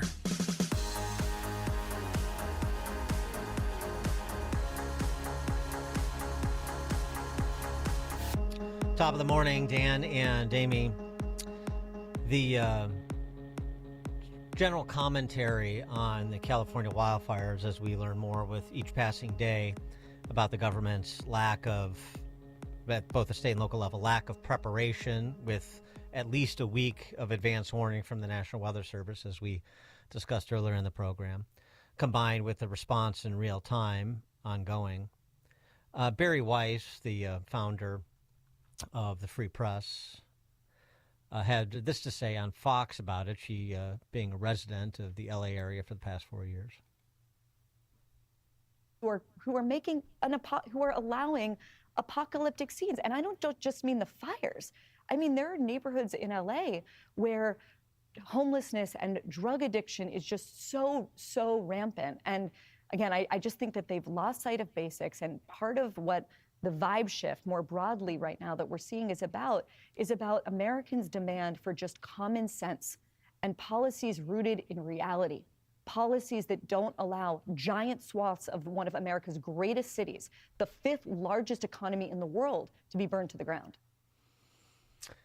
David Mamet, America's greatest living playwright, weighing in over at Unheard. Los Angeles is still burning. My family was evacuated and has just returned after 2 days to our house, which is still in the warning area. Many of our friends have lost their homes. It's been known for decades that massive brush fires were fueled by debris and blowdown, which should have been regularly cleared. On August 31st of 2023, Circling the News reported that the Pacific Palisades Community Council president contacted her assemblymen about concerns regarding brush abutting her land. She writes, quoting, "She was put in touch with Richard Fink, California State Park Superintendent. He attended the August 24th Community Council meeting and explained that the state does not do brush clearance of parkland because, quote, we're here to protect the natural habitat, unquote." In an email to Circling the News, it was explained the department works closely with the Newsroom administration and other state departments to improve and expand forest management on state-owned land to reduce the risk of catastrophic wildlife fires and improve forest and wildlife health. But where the state land ends, habitation begins, and what unutterable fools would suggest a wildfire would respect that boundary? Answer, writes Mamet, the Newsroom administration. Brush fires on uncleared state land have been devastating California for years, and the ecosystem Newsom's commission was protecting did not extend to human beings and their property in the Palisades or Altadena or Franklin. And so the largest and most catastrophic fire in L.A. history resulted from fairness. Newsom, L.A. Mayor Bass, and Fire Chief Crowley, though not on the hose, have been on the front line of the struggle for fairness. And as we've talked about seemingly ad nauseum now, it turns out that wildfires are not particularly interested in your righteous DEI proclamations. For more on the topic, we're pleased to be joined by Brendan O'Neill. Brendan O'Neill is the chief political writer at spikedonline.com. He's also the author of the book After the Pogrom, 7 October, Israel and the Crisis of Civilization. Brendan, thanks for joining us again. Appreciate it. Hey, how's it going? Well, it could be going better in California in particular, but this whole discussion which you wrote about of the DEI-addled city and state government in California, and as we are examining this catastrophe from every angle, we see sort of the same fingerprints come up again and again and again, and it's these fashionable views that left coast elites had that turn out to be very unfashionable in moments like this. Yes, absolutely. Unfashionable and dangerous. You know, I think the LA fires raise lots of questions about the governance of Los Angeles, about the Democratic Party, about whether we are ruled by elites that just don't know how to organize society anymore, which is my feeling. But it also raises questions about the nonsense of DEI and the whole cult of DEI. And when I saw a video of one of the deputy leaders of the Los Angeles Fire Department talking about how, you know, when you have a fire, you want someone from the fire service to look like you. And I remember hearing that thinking that's the opposite of the truth. If my building was on fire, I would not want a fireman or a firewoman who looked like me. I would want someone who was at least 6 inches taller, right, 20 years or 30 years younger, and much stronger than I am. So it's at moments like this when you realize that whole phony politics of representation, that whole phony politics of diversity and inclusion, it actually it grates against the common sense of society, and it grates against what society really needs at times like this, which is for, let's put it bluntly, strong men to step up and do the job that needs to be done. And to be perfectly honest, when firefighters do arrive on the scene, they have masks on, so we don't know about their gender or their race anyway. Yeah. But what are people saying over at the UK about what's going on right now with the Los Angeles or the California fires? We're really shocked. We are so shocked that a city like we know that there have been wildfires forever in California, and it's a hot part of the world. And there were wildfires there and elsewhere long before humans exist. So I'm quite skeptical of the idea that this is caused by climate change, and that it's all down to man-made climate change. I think that's an ahistorical view. So we're well aware over here that fire has been a problem in that part of the world for a long time, but we're still shocked at the extent of this fire. We're not clear who's in charge in Los Angeles. It doesn't seem clear to us as British viewers at all who's running the show there, who's doing what. And it does seem as though this very wealthy city, this city of culture, this city of film, this city that we're all familiar with through watching Hollywood films, it does seem to be a city that has huge problems. And I've been to Los Angeles 3 times, and every time I've been there, I have been shocked by the extent of the homelessness, by the drug problem, by the fact that you can walk down a really beautiful avenue or boulevard and see people on crack. I mean, these are genuinely shocking things to see in a modern country like the United States. We have many problems in the UK, but you don't see things like that. And I think Los Angeles, after this awful fire, needs to have a reckoning with itself, I think, and with how it's being governed. Yeah, Michael Schellenberger on Tucker Carlson's program talking about that. And L.A. County, he has said estimated 40 to 60,000 homeless.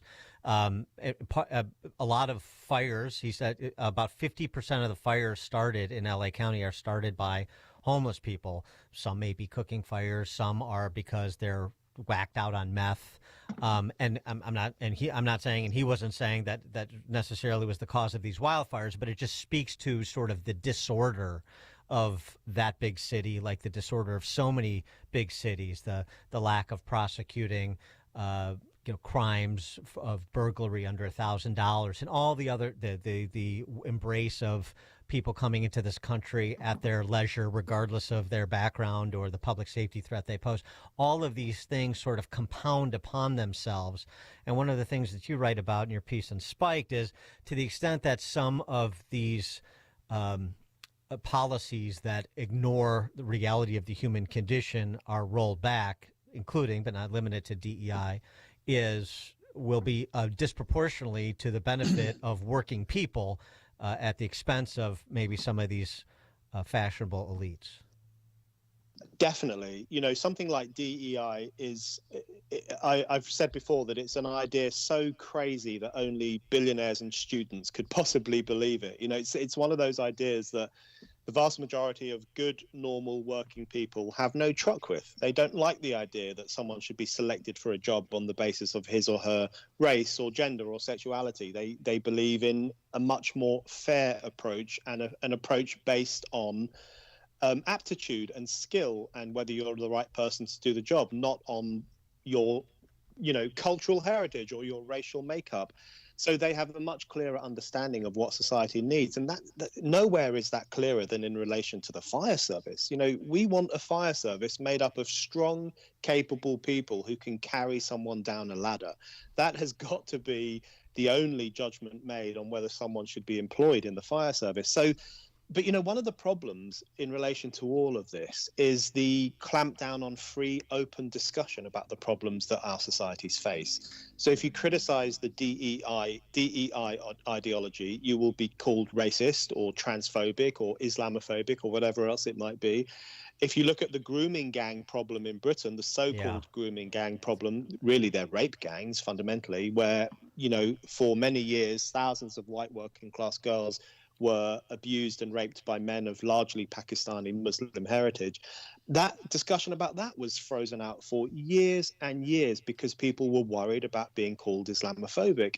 And you can see how an idea like Islamophobia acts as a straitjacket on public discussion, a straitjacket on free, open debate about the problems our societies face, to such an extent that elevating the protection of Muslim communities from so-called offence was seen as more important than protecting working class girls from rape. Well, this is how deranged it's become.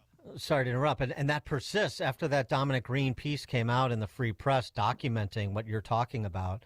20 years of rape gangs in Britain.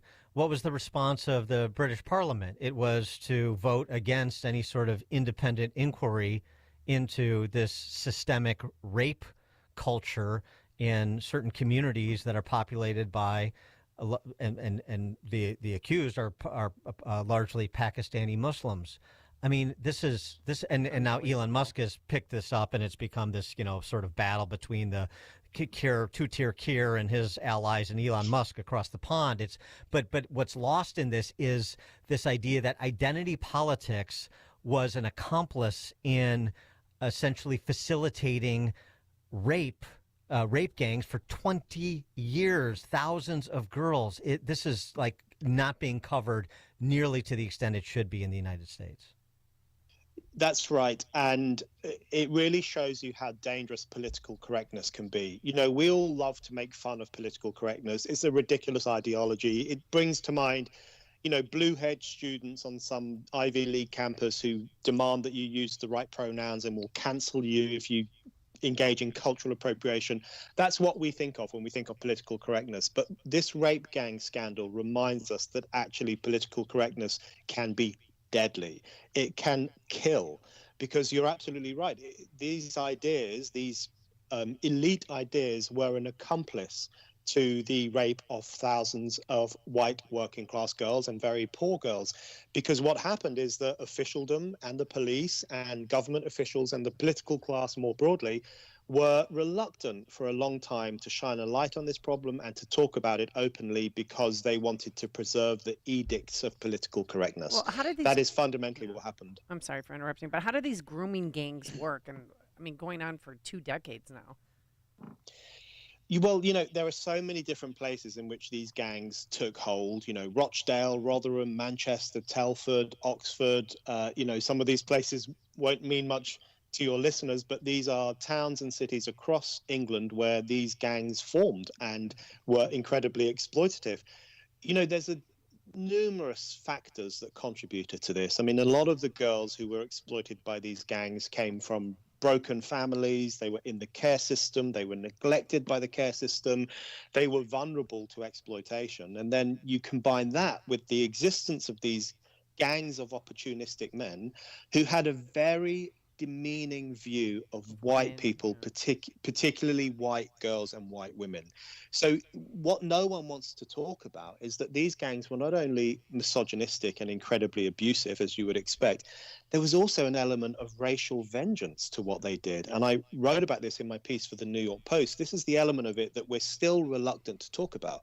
These girls were referred to by these men as white whores and white B words. I'm not sure if I can say that, but they were demeaned on the basis of their skin color. They were looked down upon as an inferior group of people.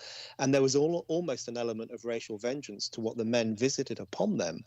And it had eerie echoes of the kind of contemporary anti-whiteness of the modern left, which is constantly saying that white people are privileged, you need to atone for your privilege, you're a problematic person.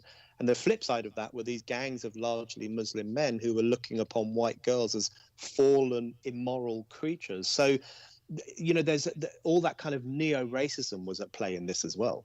Yeah, and the response from officialdom, as you describe it, not only to turn a blind eye, but then to, what's going on in the UK generally, which is anybody who says anything that has a racial connotation, and I don't mean epithets, I just mean, Muslim Pakistani gangs can be concerned about being visited by the police for hate speech if they post something about this online. Yeah, exactly. And it's absolutely preposterous, and it's the world turned upside down, where officialdom turns a blind eye to genuine acts of rape and abuse and exploitation, but then keeps a very close eye on anyone who talks about this in a heated way or a supposedly problematic way. That person might be accused of hate speech or Islamophobia and might get a knock on the door from the police, or might be blacklisted from certain university campuses, or might find that they even lose their job.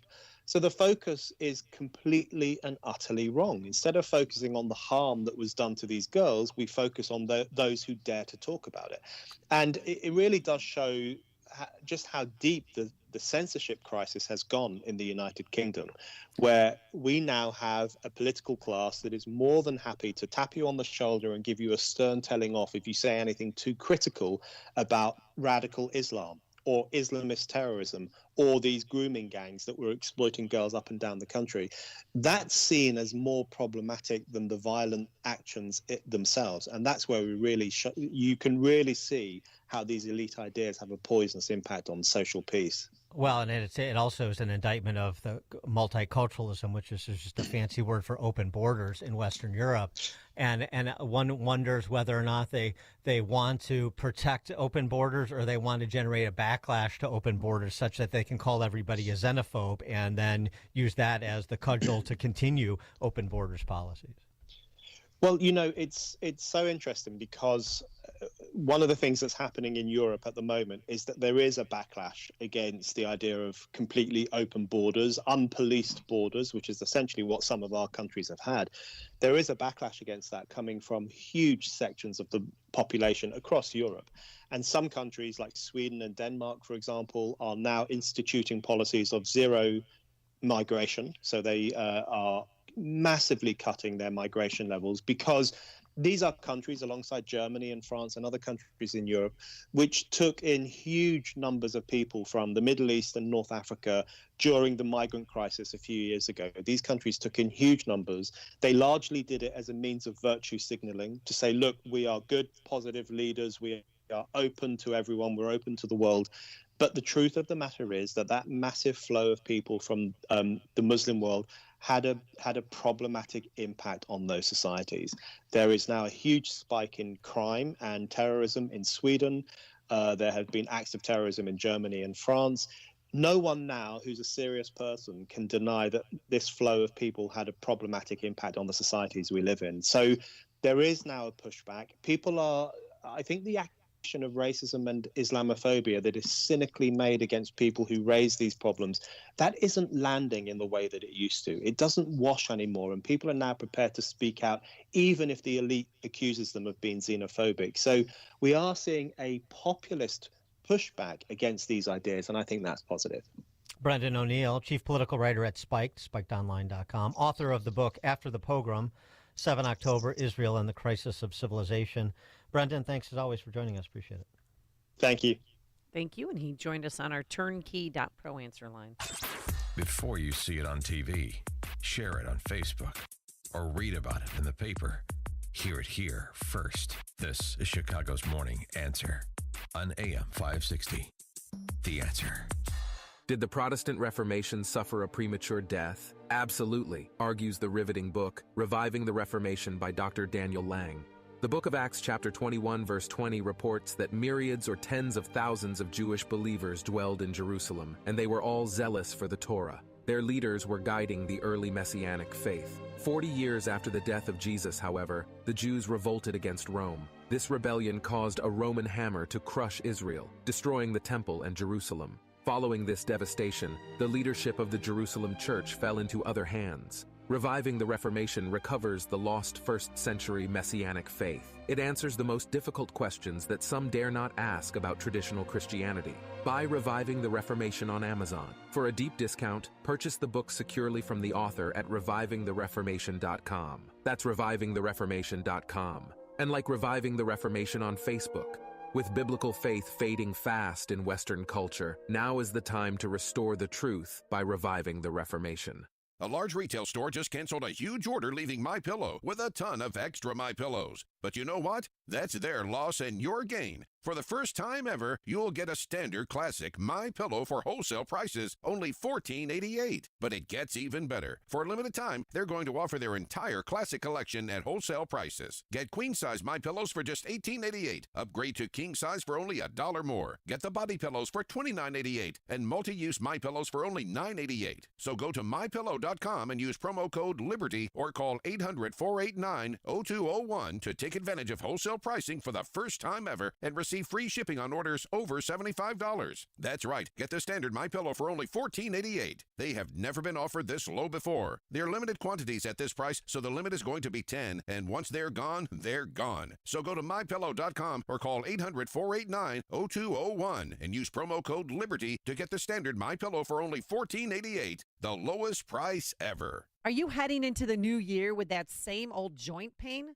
Get moving again in 2025 with help from our very good friends at QC Kinetics. You know, everybody's doing it, including Joe Rogan, who recently mentioned his positive results from regenerative medicine on his podcast. Revitalize your joints with advanced orthobiologic treatments at QC Kinetics. No steroids, no drugs, no surgery, no downtime. This is the future of medicine, using an array of natural solutions like PRP to attack the pain from arthritis. Want to learn more about how you can refresh your joints, get lasting relief with these amazing treatments? Call QC Kinetics. The consultation is free with Saturday appointments available. Deal with that joint pain now so you can make the most of the new year. Call 312-809-5955. That's 312-809-5955. Again, 312-809-5955.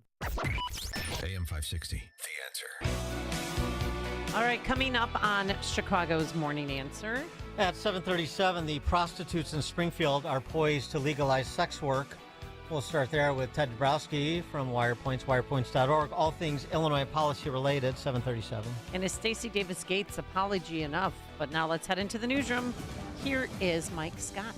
7:32, heavy snow showers crossing the area, and the FAA this morning confirms they're investigating a narrowly missed mid-air collision between a United flight and a Delta flight at Phoenix Sky Harbor International Airport on Saturday. So much so that collision alarms went off in the cockpits of the Delta flight and the United flight.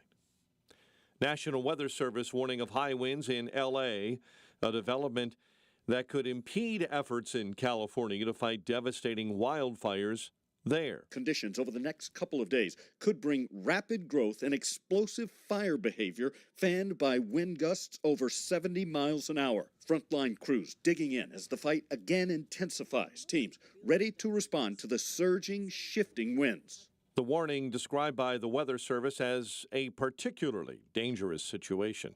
Officials in L.A. are also announcing this morning charges against a number of individuals caught looting as wildfires rage. These felony charges are the result of a multi-agency collaboration that has been nothing short of incredibly impressive to be able to bring these charges this quickly. It comes as another 89,000 this morning may be under evacuation warnings. As President Biden looks back on his presidency's work on foreign policy, he says an Israel-Hamas ceasefire deal may be on the table. Pressing hard to close this. The deal we have structured would free the hostages, halt the fighting, provide security to Israel, and allow us to significantly surge humanitarian assistance to the Palestinians who've suffered terribly in this war. Biden says he's working with Israeli Prime Minister Netanyahu to try and seal the agreement. This morning, a Texas man is accused of stalking pro basketball player Caitlin Clark. 55-year-old Michael Lewis was taken into custody in Indianapolis. He's now charged with stalking after prosecutors say he sent numerous threats and sexually explicit messages to the WNBA player via social media accounts. Embattled CTA President Dorval Carter calling it a career, forced out, announcing his retirement at the end of the month. Carter has faced calls for firing over his handling of the CTA. CTA, Metro, and Pace face a $730 million fiscal cliff next year without any funding changes. A 10-year-old girl is dead, a 12-year-old girl hurt, all due to carbon monoxide poisoning. Firefighters responded early yesterday to a home in the Albany Park neighborhood. 2 girls were found inside the home, sent to the hospital. A 10-year-old has died. And a video featuring a coyote inside a Chicago supermarket is going viral this morning. Footage showing a police officer yanking that animal out of a refrigerated cooler yesterday at an Aldi in Humboldt Park. The Coyote tries to jump back in the refrigerator before finally being captured. It's now in the care of Chicago Animal Care and Control. Chicago sports, Bears continuing their head coaching search. Mike McCarthy, the ex-Cowboy coach, will interview Wednesday. Cliff Kingsbury on the way, and Bears interim head man Thomas Brown has completed his interview. Blackhawks fall to the Flames 5-2 at the United Center. Connor Bedard, goal number 12, his 100th NHL point. Hawks visit the Predators on Thursday night. College hoops will be watching as Illinois tips off against Indiana from Bloomington. The news service of Quick Delivery Service. When you need reliable same-day delivery to clients, Quick Delivery will customize a logistics plan to pick it up and move it to a safe destination. Trust their 40 years of experience for peace of mind. Get a quote quick at quickdelivery.com. A check of traffic and weather on the way next on AM 560. It's a new year, and any day now, you'll see that credit card bill for all the Christmas shopping you did. It sure would be nice to start the new year with some new cash, wouldn't it? Well, AM 560 wants to make that happen by giving you the chance to win $2,025 to start 2025. Enter for your chance to win at 560theanswer.com/cash. That's 560theanswer.com/cash.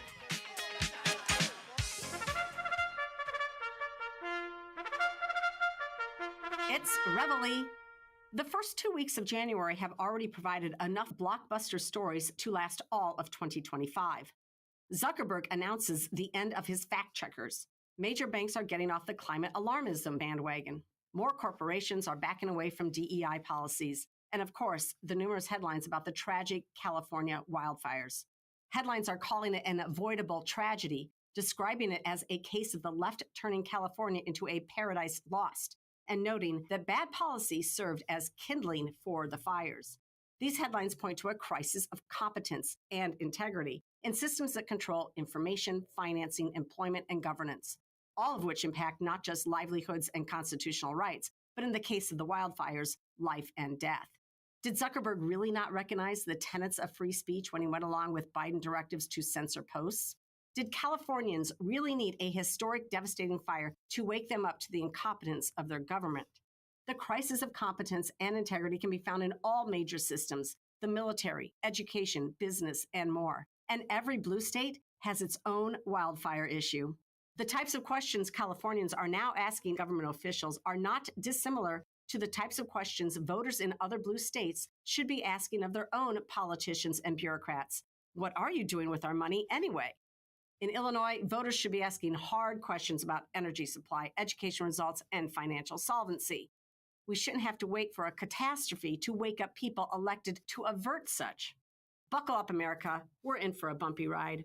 The left doesn't give up power readily, and the close 2024 election shows many of our fellow Americans have yet to figure out they elected incompetent leaders. I'm Jeannie Ives. Check out The Real Story with me Sunday nights from 7 to 9 p.m. and sign up for my newsletter at breakthrough-ideas.com. If better health, more energy, and detoxing your body are some of your priorities this year, get Active Liver today. You can find Active Liver in stores at your local CVS or online at Amazon or NewNordicUSA.com. 7:39. Let's get an update on the roads. Team Hochberg Traffic Center time will start on the Edens, but on the outbound side where there's an accident, now being shoved onto the right shoulder between Montrose and Cicero. Kennedy inbound at 1 hour, O'Hare into the Burns Circle interchange. Delays on the Ike inbound 65 into the old post office. You're on the brakes 9th Avenue to Costner. An accident on I-55. It's on the northbound off-ramp to Route 59 this morning.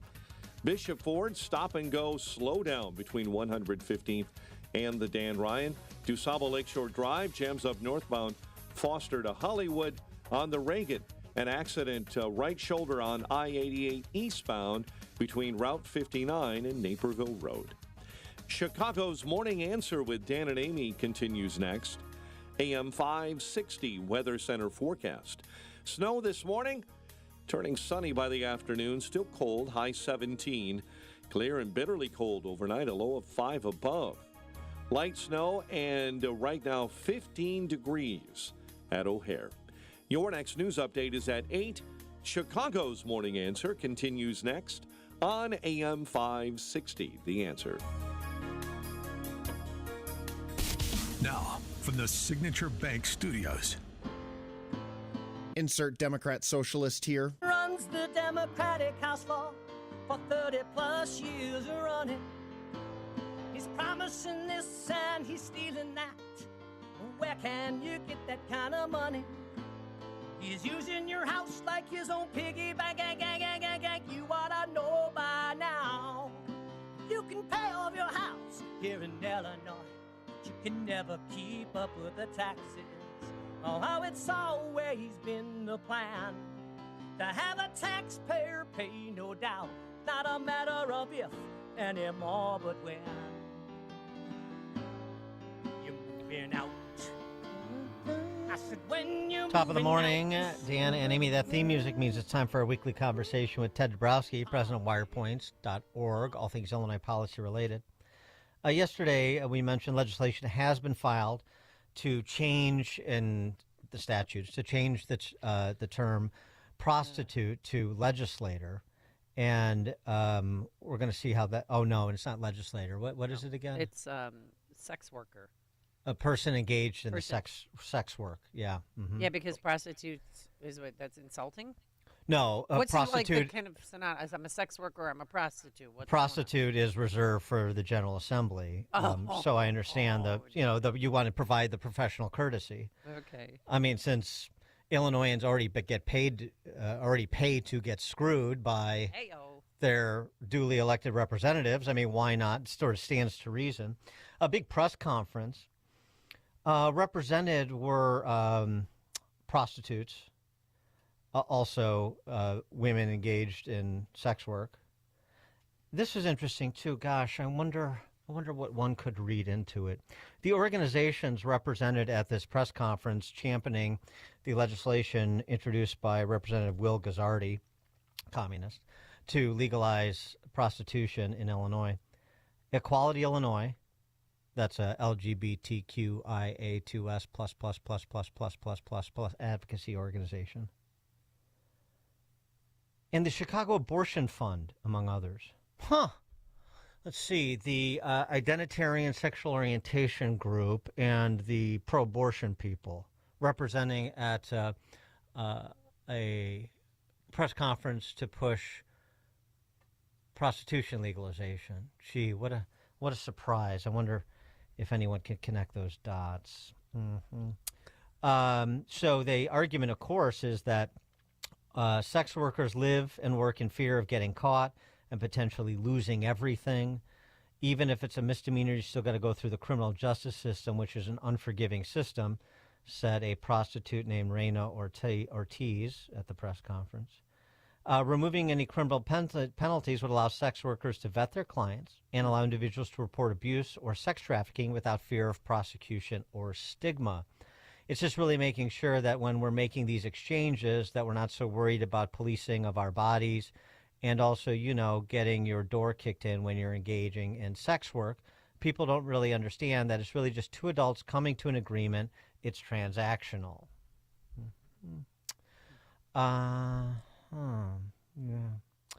So the decriminalization of prostitution, which is something that we predicted would happen long ago, an effort by the prostitutes in public office in Springfield to eliminate the vice departments. Do they even have them anymore in the police station and the police departments around the state, of course, because the state wants to get into those rackets, the old mob rackets, and, wet their beak.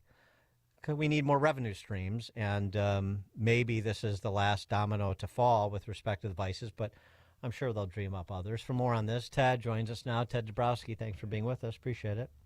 Hey, good morning, Dan. Good morning, Amy. This is exciting. We can, if we legalize whoring yourself out, then we could probably,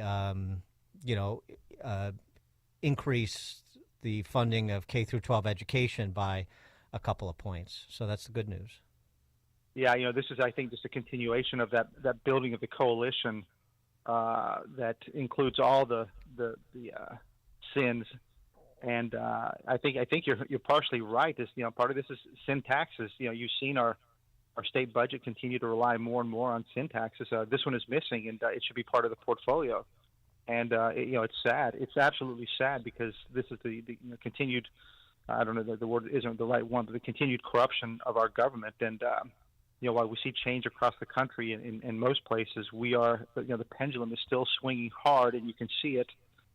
This is the last attempts at bringing in this kind of stuff into the policy world, into the budget world, and it's sad and it's a shame. I love the argument that was advanced at this press conference. People deserve respect, and work is work. It's very much what I heard with the redefinition of marriage, which is that love is love. Love is love. Work is work.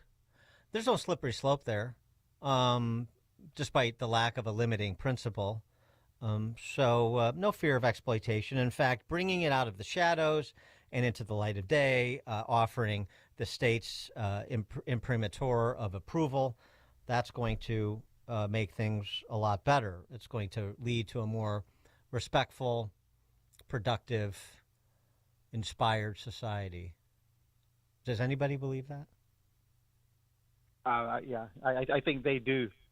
It's hard to define just how far they're taking things in Illinois, and I think about one day when the power does shift at some point, and God knows when that is. Is it soon or is it far away? But the amount of laws that will need to be unwound to bring our society and culture back to where it should be, it will be phenomenal work. I can tell you that. Illinois would be the first state to fully legalize the exchange of money for sex among consenting adults. I thought that was called marriage. Anyway, I digress. On the topic of other vices, Bally's. Not doing so well, huh? Casino operator in Chicago, warning investors that, quote, heightened criminality or the perception of danger could torpedo its Chicago casino. First of all, not raking in the money that they expected to date. And then they put this warning out that this criminality or the perception of criminality, because, of course, they don't want to take a position on whether we actually have a crime problem, is jeopardizing the golden goose there. Well, yeah, I've been in the investment world and the finance world for a long time, and I can tell you this: when you're trying to raise money, which is what Bally's is doing, it's a stock offering for $250 million. When you're trying to raise money, you want to paint the best picture you can of your investment, and when you have to put in there a big disclaimer like that about Chicago and its crime, and then of course you're calling out the fact that that area where they're putting the casino has been has been really troubled over the last 3-4 years. It's a serious comment, and it is capturing the element that we've continued to lose control over, and that's crime and murders. And when you have to put it in your offering circular like that, it's serious business. Well, the other thing I saw is, they put out this Bally's. All residents are welcome to attend this information session with Bally's Chicago Casino, an investment opportunity. Right. That's Tuesday, today, and Thursday. And this is like sponsored by the Chicago City Council Black Caucus and so on and so forth. Since when does a casino have an open call for any Tom, Dick, or Harry to show up and buy some shares? Well, I'm not sure it's any Tom, Dick, and Harry either. So I tried to sign up for that, and I went in there to get the data, and it was interesting because I didn't spend enough time on it, so I could get it wrong, but I saw a whole bunch of stuff there about being a minority, and Oh, okay. Well, what they're trying to do is, again, it's kind of like the pot shops, right? We need to make sure that these sin businesses are owned by the very people who are often negatively impacted by these things, right? So yeah, but usually don't they have they need whatever 10 or 15% minority ownership, but it's usually the preferred minorities who are successful business people, athletes, and so on and so forth with money. This open call, is that just sort of a process play? They're not really looking for anybody that they don't, the old we don't want nobody sent kind of thing, right? Well, yeah, this is stock, so I guess anybody could own it. But the question is, are they just doing more signaling to try to show how woke Bally's is? I don't know. I'd have to read more into it. But I was impressed by that because I had to think about what I was clicking on and saying, are you a minority? That kind of thing. Right. With the Chicago Teachers Union, the good news is that they've apparently agreed in principle on the economics, most of the economics associated with the new contract, which would guarantee about a 50% raise in the average Chicago teacher's salary from about 90 to about 144 over the course of the contract. But they still have some stumbling blocks around non-economic issues like sanctuary state protections. So it's going pretty well. Yeah, well, they'll always want the money. Then once they get the money, they'll squeeze for everything else. And if they can't get it, then they'll accept it. But we wrote a piece about this. I think it was yesterday. But this is fascinating that we would still give them such massive increases. You're talking about 5 or 6% in what they call inflation, and then another 3% in what they call steps and lanes and all that stuff. So you're talking about massive increases when the ordinary Chicagoans are just getting whacked by taxes, fees, and fines. And this would be more property taxes because that's how CPS funds itself largely, with property taxes. So the fact that they've agreed on that and get that out of the way is sad because that means everyday Chicagoans are going to get whacked. And then you start taking into account all the other DEI stuff, and it's hell for Chicago. And I think all this stuff that's going on in California and everywhere else is just showing how incompetent leadership is. We haven't figured that out in Chicago, but every day the incompetence keeps showing up. Well, you suggest in your wirepoints.org that they implement a salary freeze instead of that 9% yearly raise. Yeah, right. It's kind of embarrassing, right? Because even saying a salary freeze is kind of embarrassing because CPS needs a much bigger whack than that. It needs a whole total reconstitution. We need universal school choice and all that. But I just said it needs to be said because I guess the argument for how we talk about CPS is are we trying to just hang on, keep the city intact until we can finally get change, or are we just going to let it collapse and hopefully collapses really fast so we can get to bankruptcy and things like that? And it's a really confusing thing to talk about CPS and calling for a salary freeze. It's silly, but that's the kind of stuff that should be happening. They should be firing people. They should be having a salary freeze. They should be doing universal school choice. None of which they'll do today. Not with a CTU activist like Mayor Johnson, with his CTU cronies that he's negotiating with. Well, he's still a CPS employee. I mean, he told Marion Ahern's like, well, you're on hold, but you still work. You're still a part of CPS. And you're on leave, but you're still part of the negotiations for a company that you work for. Yeah, I mean, I think in Chicago, does that matter? Kind of thing. No, it's all baked in. No. But what do you think the future of Stacey Davis Gates is after she's coming under fire for comparing CEO Pedro Martinez to a special education student who can't be suspended? Because there were some delegates at that meeting who are special education advocates, parents with kids with special needs. They called her comments appalling and heartbreaking. One special ed teacher who didn't want to be identified told WBEZ that it displayed an alarming lack of understanding about special ed and that they were appalled and heartbroken. Well, I can give you my answer there too. It doesn't matter.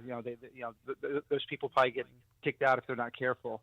And Stacey Davis Gates is fighting for their 9% yearly raises and all this stuff. So she's probably safe, until the real takeover happens. But for now, nobody's going to care about that. There'll be some performative things said, but in the end, she can say whatever she wants. And safe. She's going to be our next mayor. Yeah, you're talking about our next mayor, so you better watch your mouth, mind your P's and Q's. Ted Dabrowski, president of WirePoints, wirepoints.org, all things Illinois policy related. Thanks, Ted. Thank you, guys. Thank you. And he joined us on our turnkey.pro answer line. Connect with Dan and Amy on the AM 560 The Answer mobile app. Just text the word app to 64636 to download the app today.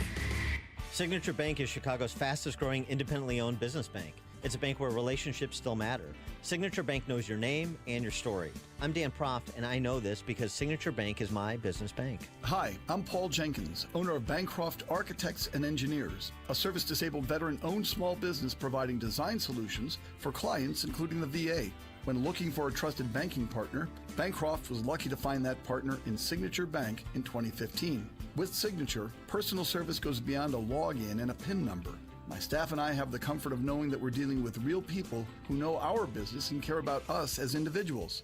Signature helped finance our new state-of-the-art facility, and Bancroft looks forward to further expanding business opportunities for disabled veterans and historically disadvantaged communities. Signature Bank is looking for their next success story. To learn more about turning your business vision into reality, visit signaturebank.bank. Signature Bank, helping local businesses succeed. Member FDIC, Equal Housing Lender. It's never too late to help those in need. And now that it's a new year, there is a need that continues. You can still be part of our annual Food for the Poor campaign. How?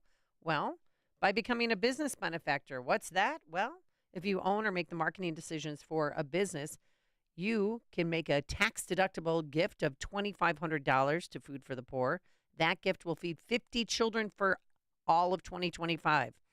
And to say thank you for your generosity, AM 560 will give you 40 one-minute commercials to air right here on the station between 5 a.m. and 8 p.m. Monday through Friday at no additional cost to you. Now, we have a limited number of business benefactor slots left, so let's do it. If you've been thinking about it, do it today. And as the new Trump administration gets started, you will want your business to be on this radio station in 2025. Take advantage of this deal. Call Ann Jeanette at 847-472-8951. That's 847-472-8951. Or go online to 560theanswer.com/foodforthepoor. The new year means new health goals, not just for your body, but your finances too. Your personal info is in so many places that are outside of your control. It only takes one mistake, and not even your mistake, to expose you to identity theft and lost funds. If your identity's stolen, LifeLock's restoration specialist will fix it, guaranteed, or your subscription money back, and resolve to make identity, health, and wealth part of your New Year's goals with LifeLock. Visit LifeLock.com and save up to 40% off your first year with promo code CLAY. Terms apply. You said bye-bye to big government. Now it's time to trim the fat from big wireless. Pure Talk gives you the exact same service. They use the same cell towers, the same 5G network. You get better customer service, and you pay half the price for the exact same thing. Get unlimited talk, text, 15 gigs of data with mobile hotspot for just $35 a month. Make the switch. You simply dial pound 250, say the keyword, save now, save an additional 50% off your first month. Pure Talk, America's wireless company. Papa Nicholas Coffee, a Chicagoland tradition for over 5 generations, combines heritage and innovation in every cup. Our coffee is locally roasted, hot air roasted, and cold blended in small batches to ensure premium quality. Whether you prefer a 12-ounce bag or a 28-ounce bag, or even the convenience of K-Cups, you'll find Papa Nicholas Coffee at your local retailer. Taste the difference that 5 generations of expertise brings. Choose Papa Nicholas Coffee, because great coffee is our family tradition. Visit online at papanicholas.com. That's papanicholas.com. AM 560, The Answer. All right. Coming up on Chicago's Morning Answer. Our friend Susan Crabtree, RealClearPolitics.com's national political correspondent, has a timely new book out, Fool's Gold, the radicals, con artists, and traitors who killed the California dream, and how to prevent it to those same types from coming to a city government and state government near you, although, of course, that's past post for Illinois. We'll talk to her about it anyway, as well as the Secret Service arrangements for Trump's inaugural on Monday. That's at 8:08. Yeah, they're already on high alert in our nation's capital. But now let's head into the newsroom. Here is Mike Scott. Heavy snow pounding the Chicago area. We'll check the airports for delays. WIND Chicago News Time, 8 o'clock. Pete Hegseth is about to take the hot seat at the Senate. I'm Dave Anthony, Fox News. We don't need a general from the Pentagon. We've tried that. We need a drill sergeant. Republicans like Senator Tommy Tuberville are rallying around the defense secretary nominee. Senator Jim Banks tells Fox there are hundreds of veterans showing up to support him. Pete Hegseth is going to get the military back. Instead of focusing on all the woke political crap that the Biden administration and Lloyd Austin and all of these, the clown show at the Pentagon over the last 4 years, they were more focused on wokeness than readiness. But Fox's Madeline Rivera reports from outside the hearing room. Democrats are expected to grill Hegseth on a number of issues. They question his qualifications Negotiations, expressing concerns over whether he would be able to lead the federal government's largest agency. And also, they'll be focused on sexual misconduct and alcohol abuse and financial mismanagement allegations that Hegseth denies. The special counsel who got President-elect Trump indicted twice released his report in the federal election interference case since dropped, alleging Trump committed crimes trying to retain power in 2020. The president-elect in a Truth Social post calls Jack Smith deranged and the findings fake. There's progress reported on a deal that may be imminent in Gaza for an Israeli ceasefire and Hamas hostage release. There's a new wildfire north of Los Angeles in Ventura County as strong winds pick back up, threatening to worsen a disaster that killed at least 24 people. Just in the last few minutes, officials saying they're making a lot of progress in tamping down that area, but it's a sign of what they're facing in the next 48 hours because the National Weather Service also moments ago noting that they have already had wind gusts of 72 miles an hour. Fox's Griff Jenkins among the ashes in charred Malibu. We just got an update showing inflation rising back up annually. Wholesale prices rose 0.2% last month over November, but year over year, the rate of inflation increased to 3.3%. America's listening to Fox News. 8:02 on AM 560. The Answer. Good morning. I'm Mike Scott. Heavy snow pounding the Chicago area right now. We've just checked the airports for you. There are at least 20 delayed flights and 1 cancellation at O'Hare and 6 delayed flights at Midway so far this morning. Embattled Chicago Transit Authority President Dorval Carter forced out and now calling it a City of Chicago career, retiring at the end of the month to become the new CEO of St. Anthony Hospital. I want you to know that we are aware of how some of your riding experiences have changed and that we are committed to making it better. Carter has faced calls for his firing over the handling of the CTA. The CTA, Metra, and Pace face a $730 million fiscal cliff as soon as next year.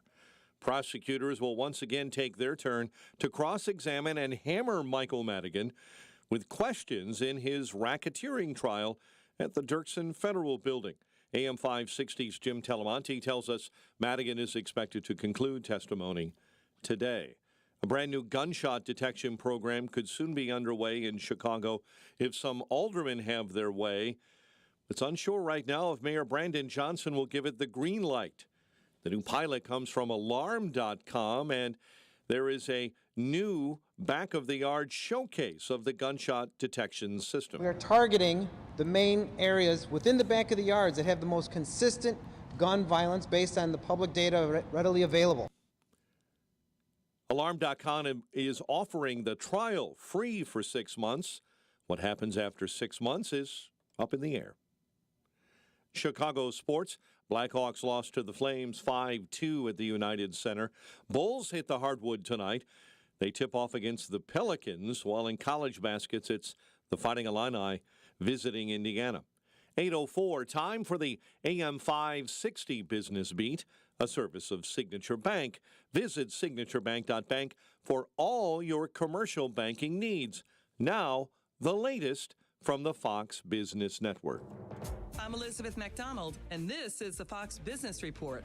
Small business owners are feeling more upbeat than they have in years. The National Federation of Independent Business says its index of optimism rose to 105.1 in December, up more than 3 points from November. The group's economist Bill Dunkelberg says small business owners are hopeful about the incoming administration's economic policy. KB Homes chairman and CEO Jeffrey Metzger says rebuilding after the Los Angeles wildfires will be slow, and it's too early to speculate on the impact of the fires on the company's business. KB Home is based in the Westwood neighborhood of Los Angeles. He says the home builder is fully operational, though some of its employees have been affected by the fires. Wall Street will be reacting today to the Producer Price Index. That's your Fox Business Report. I'm Jenny Coselda, invested in you. 8:05 and a check of traffic and weather on the way next on AM 560. Larry Elder says the cover-up has happened for years. Big, long article in the Wall Street Journal and in the New York Times. You can eliminate the Wall Street Journal, but you can't eliminate the New York Times if you're on the left. All saying the same thing. From day one, his staffers covered up for him. As we were told, anybody that raises questions about Biden's declining mental abilities is engaging in right-wing conspiracy theories. The Larry Elder Show, weeknights at 8, right before Sean Hannity at 10 on AM 560. The Answer. Balance of Nature supplements, changing the world one life at a time. I take it because it makes me feel good. I mean, so that's why I take it. My husband is over the moon about it, so I'm reordering. I feel better. He's been on it for 8 months, if not longer. He took it for a while, for like 3 or 4 months, and then he stopped taking it. And then once he stopped taking it, he's like, I need that back again. So we started doing it again. But I'm telling you what, it's amazing stuff. It truly, truly is. Happy New Year! Start the year right and get big savings on Balance of Nature supplements with our limited time New Year's deal. Go to balanceofnature.com and sign up as a new preferred customer to get 35% off your first preferred set, plus a free fiber and spice supplement with free shipping and our money-back guarantee. Go to balanceofnature.com or call 1-800-246-8751 and get this exclusive New Year's offer by using discount code CHICAGO.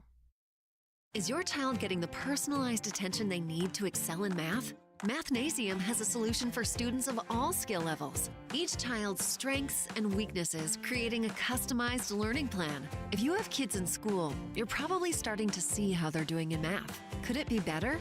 Consider an individual assessment with Mathnasium. They'll pinpoint what your child needs to excel, then give them live, face-to-face instruction, either in-center or online, so they can catch up and get ahead.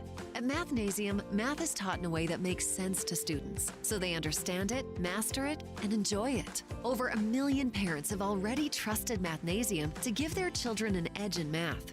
The Mathnasium method gives them the critical thinking skills they need to thrive, with the option to attend face-to-face online sessions or come to one of our 1,000 neighborhood learning centers. Mathnasium is changing lives through math. Learn more at mathnasium.com. That's mathnasium.com.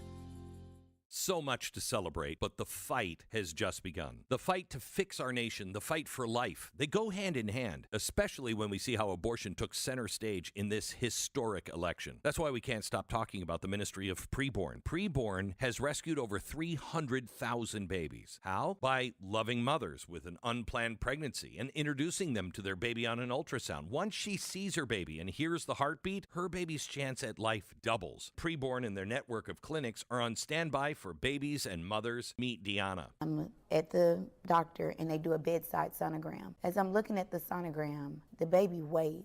And I looked and that man said, I said, did that thing just wave at me? 12 years ago, I prayed for this little boy. Your tax-deductible donation of $28 sponsors one ultrasound. How many babies can you save? Dial pound 250, say the keyword baby, or go to preborn.com/Beck. Preborn.com/Beck. Sponsored by Preborn. It's 8:08.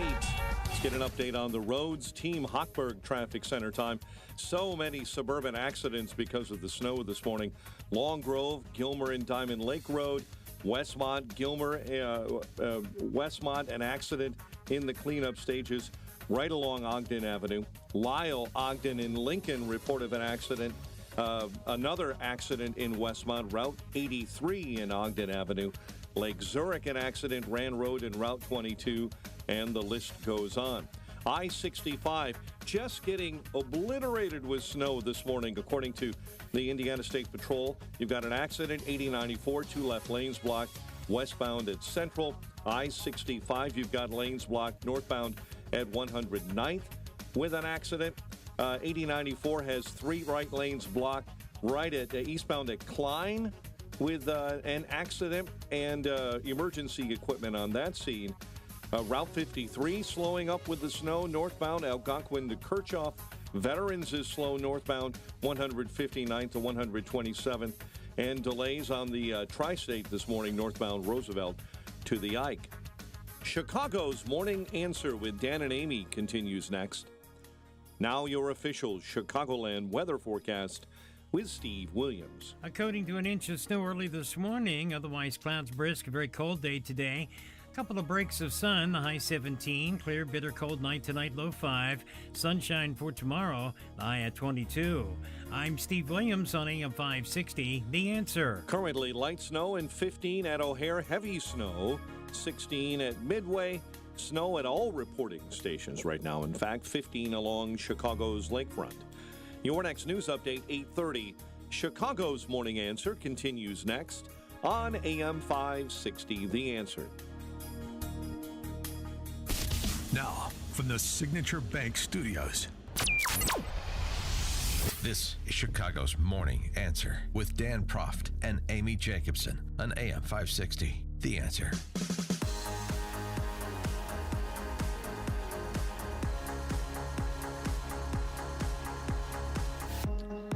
Top of the morning, Dan and Amy.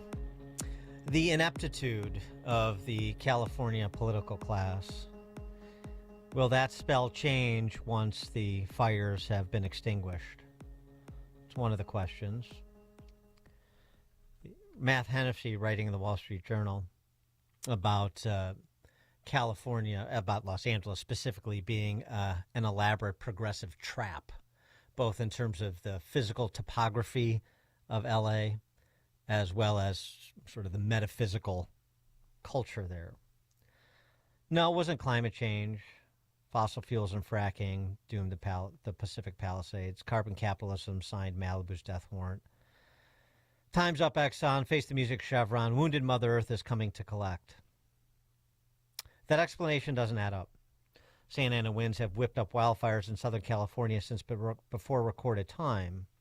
What's new is that 10 million people have settled in L.A. County since 1900. All live cheek by jowl in houses powered by electricity and natural gas. They get their yards cleared year-round by gasoline-powered mowers and blowers. They have heated pools, fire pits, and outdoor smokers. But the climate change explanation doesn't have to add up. Adding up isn't the point. Shifting blame is. A fire trap might be the deadliest kind of all. You often don't know you're in one until it's too late. Angelenos won't be able to calculate their chances of escape this time until the smoke clears for real. They should be careful not to wait too long. By spring, the chaparral on the hills will grow back and the citrus trees will bloom again. The healing will begin. California's sunshine will nurture a new raft of progressive promises about the glorious future resistance to big oil, greedy insurance companies, and Donald Trump. Virtue signals will light up the sky, like Klieg lights at a Hollywood premiere. I'm warning you, don't fall for it. Not again. It's a trap. But can the left ever resist falling for the same trap over and over again? I note Julia Roberts is publicly decrying the looters. You know, the same Julia Roberts that, like Newsom and Kamala, opposed the proposition that passed by popular vote to recriminalize burglaries under $1,000. So, you know, They maybe didn't seem to mind looters during BLM. Well, that was those were symbolic takings. That was righteous. That's right. Yeah. Mm-hmm. But I mean, that's the point. Is now when it's their home, when it's their community, yeah, it matters. And the disconnect between the larger population and their political leadership. Now, the smart politician, these politicians, so many are shapeshifters. The smart politician will recalibrate. But many are so far gone, they're so far out over the edge on neo-Marxism that it's going to be very difficult for them to. Or they're such ideologues they don't want to. And that could create fissures that provide political opportunity. It's hard to say. For more on this topic and others, particularly in advance of Monday's inauguration, considering her long-standing reporting on the Secret Service. Pleased to be joined by Susan Crabtree. She is RealClearPolitics.com's national political correspondent, and she's also the co-author of a new book, quite timely, Fool's Gold, The Radicals, Con Artists, and Traitors Who Killed the California Dream and Now Threaten Us All. Susan, thanks for joining us again. Appreciate it. It's wonderful to be with you. Thanks so, yeah, thank you. So, I mean, per your review of California, what is your level of optimism about the California residents having to endure this horror what their ultimate reaction could be in terms of the possibility of saying we need to make a change in how we govern ourselves here? Well, I think we're all sitting ducks right now, and there's red flag alerts across Southern California, including in San Diego, where I live, and we're asking questions about, are our reservoirs filled, while Gavin Newsom is approving in a special session $50 million to Trump-proof California, and then just said, as an afterthought, well, maybe we should deal with the wildfires in this special session. Just yesterday, he said that. Oh, my God. Yeah, I'm not kidding you. And even journalists were asking him whether they were still going to go forward with this special session, and if they thought it was the right timing, considering the fire NATO that is taking place in Los Angeles, wiping out communities. I spoke to a friend of mine who said her whole, basically, history had been wiped out. Her family home, the high school, and the elementary school she went to, and the synagogue she went to. They're all been wiped out. And the only thing that's standing is Rick Caruso's mall, because he hired private firefighters. Now, my book, Fool's Gold, has an entire chapter devoted to wildfires and the reckless disregard that our government and Gavin Newsom has paid to this issue. The Newsom and other Democrats like to say that they care about climate change. They even blame these fires on climate change. But if they cared about climate change, they would care to do something preventative about these fires, including dealing with the water issue that Trump so rightly mentioned about they're protecting a delta smelt rather than providing, looking at the water, open up the water reservoirs in Northern California and to help the farmers in the Central Valley and also Southern California that would release a lot of water. But they simply didn't do the most basic things. The red flag warnings were happening, as you know, from the National Weather Service over the weekend, and the reservoir to protect the Pacific Palisades area, one of the most beautiful places to live, probably on this earth, was not filled. And the person in charge of that was a woman. Her last name is Quinones, and she works for the Department of Water. Basically, it's the Power and Water. Power and Water. Yeah, Power and Water. Excuse me. And she makes $750,000. And she has no prior experience, I should say, before getting that job in water management. But how in the world did your police or your fire chief, Crowley, she said she did not know that reservoir was empty. She did not know that it was under construction. That's right. That's her and job, that isn't is, it? and even when the woman in charge of it, who actually worked for PG&E beforehand, which is the utility that is so in tight with the Democrats across the state, including Newsom. Newsom received $700,000 from PG&E until all the wildfires, in terms of his political donations and his wife's documentary films. I'm not even kidding you, about gender justice. They were held at PG&E headquarters. This is a utility that's caused 1,500 wildfires. But yes, she worked at PG&E beforehand, so she didn't know. She knew everything about electricity, but she didn't know anything about water storage. And that is, when she was asked by the public, when she was talking to the public, and within the first 48 hours of this fire breaking out, she blamed the hydrants went dry or didn't have enough water pressure because of these water tanks went dry. They were fully filled, she said. She was emphasizing that those tanks were full.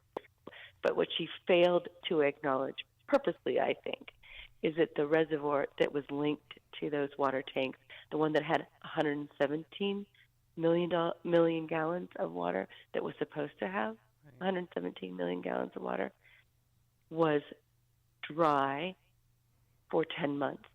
Has been dry since February and offline.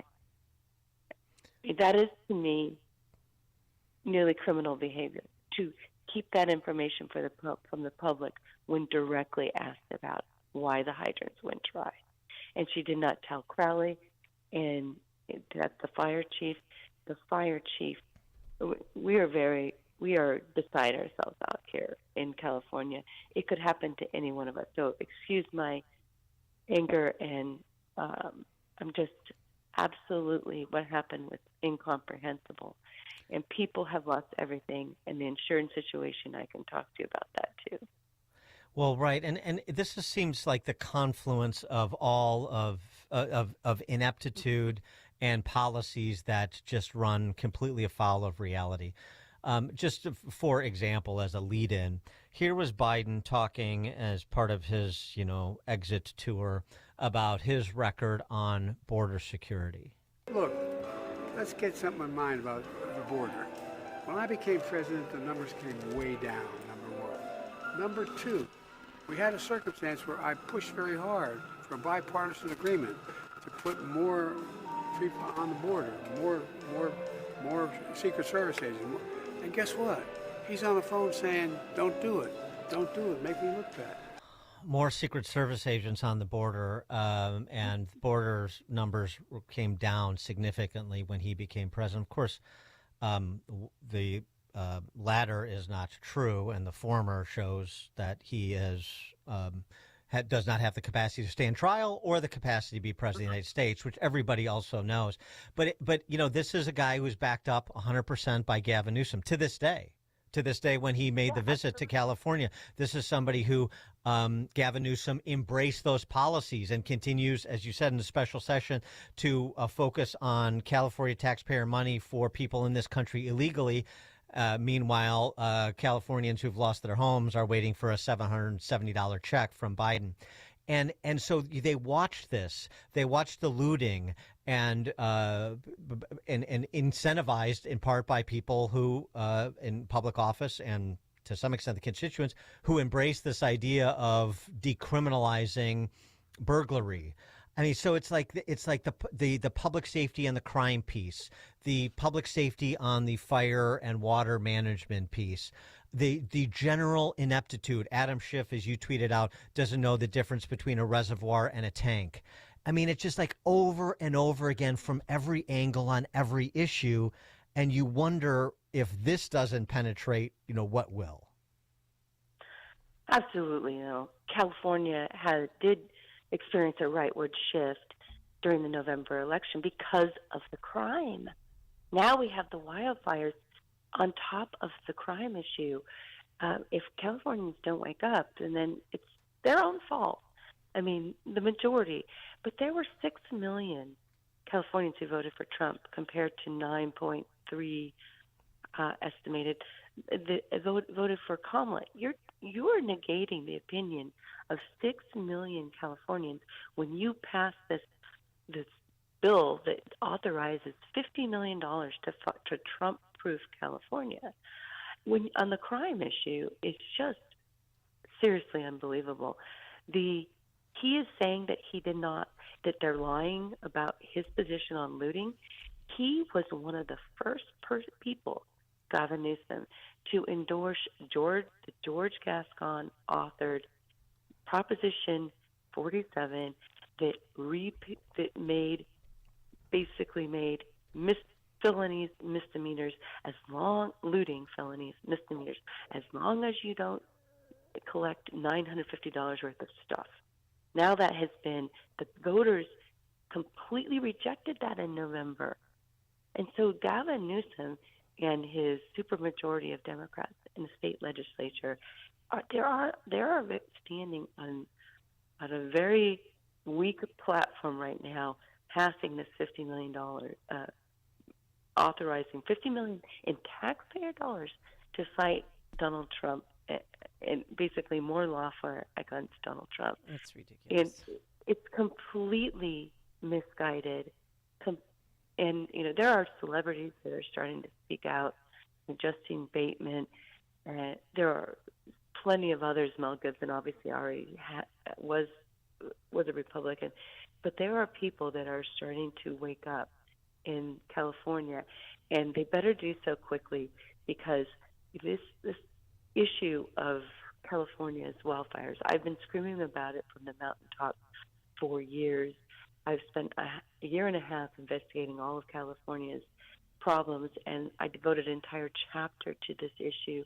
All the things that they talk about with climate change, all the carbon emissions over the last 20 years were already eradicated by the wildfire and that spew toxins into the air and across the West, not only in California. It's not contained to California.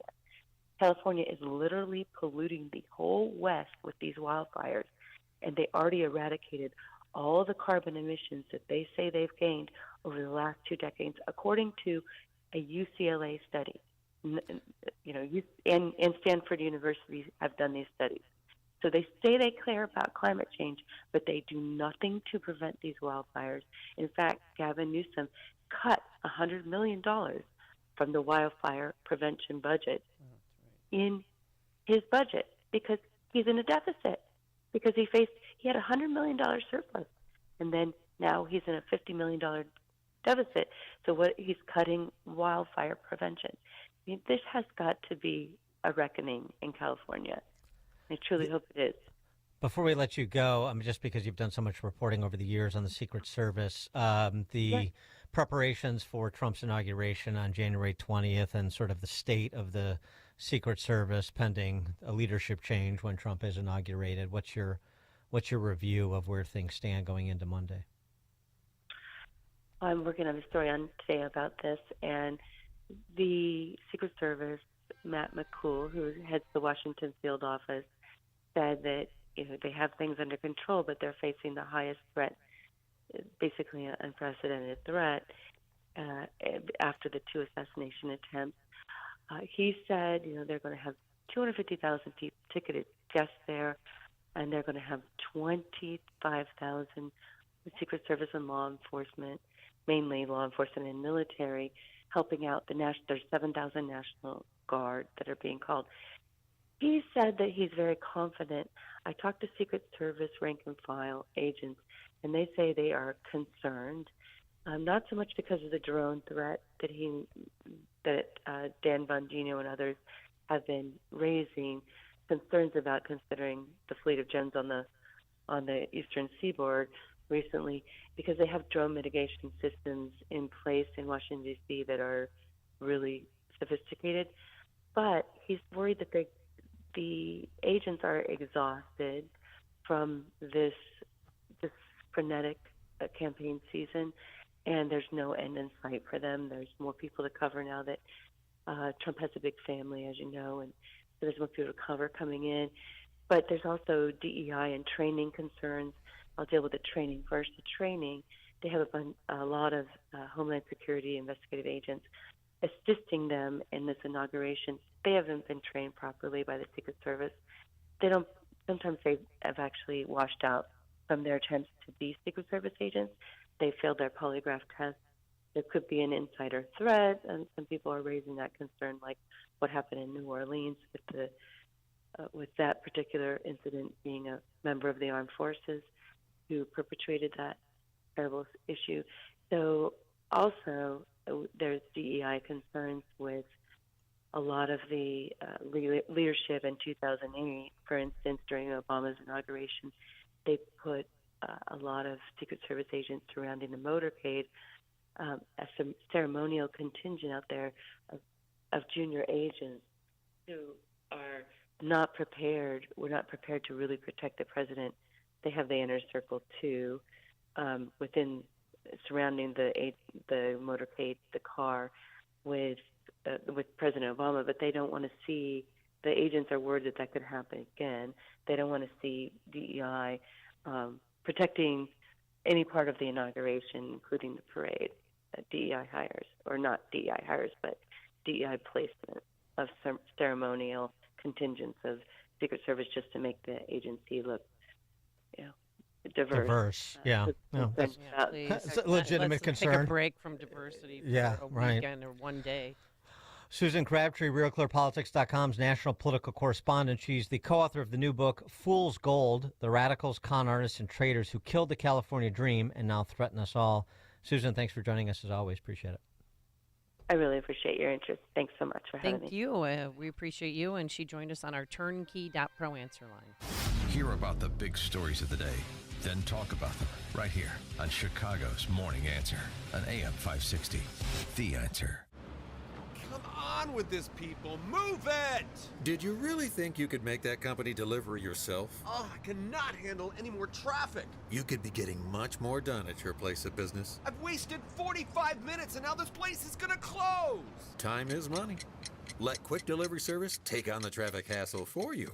They'll deliver almost anything, from large pallets of materials to important documents, or both. No forms, no labels, no scanning. Just tell Quick Delivery Service where it's going, they'll pick it up, and get it to your destination quickly. Your cargo delivery is tracked in real time with GPS. Notifications are delivered right to your inbox. Visit QuickDelivery.com. That's QuickDelivery.com. Or you can deliver like this. Seriously, another train?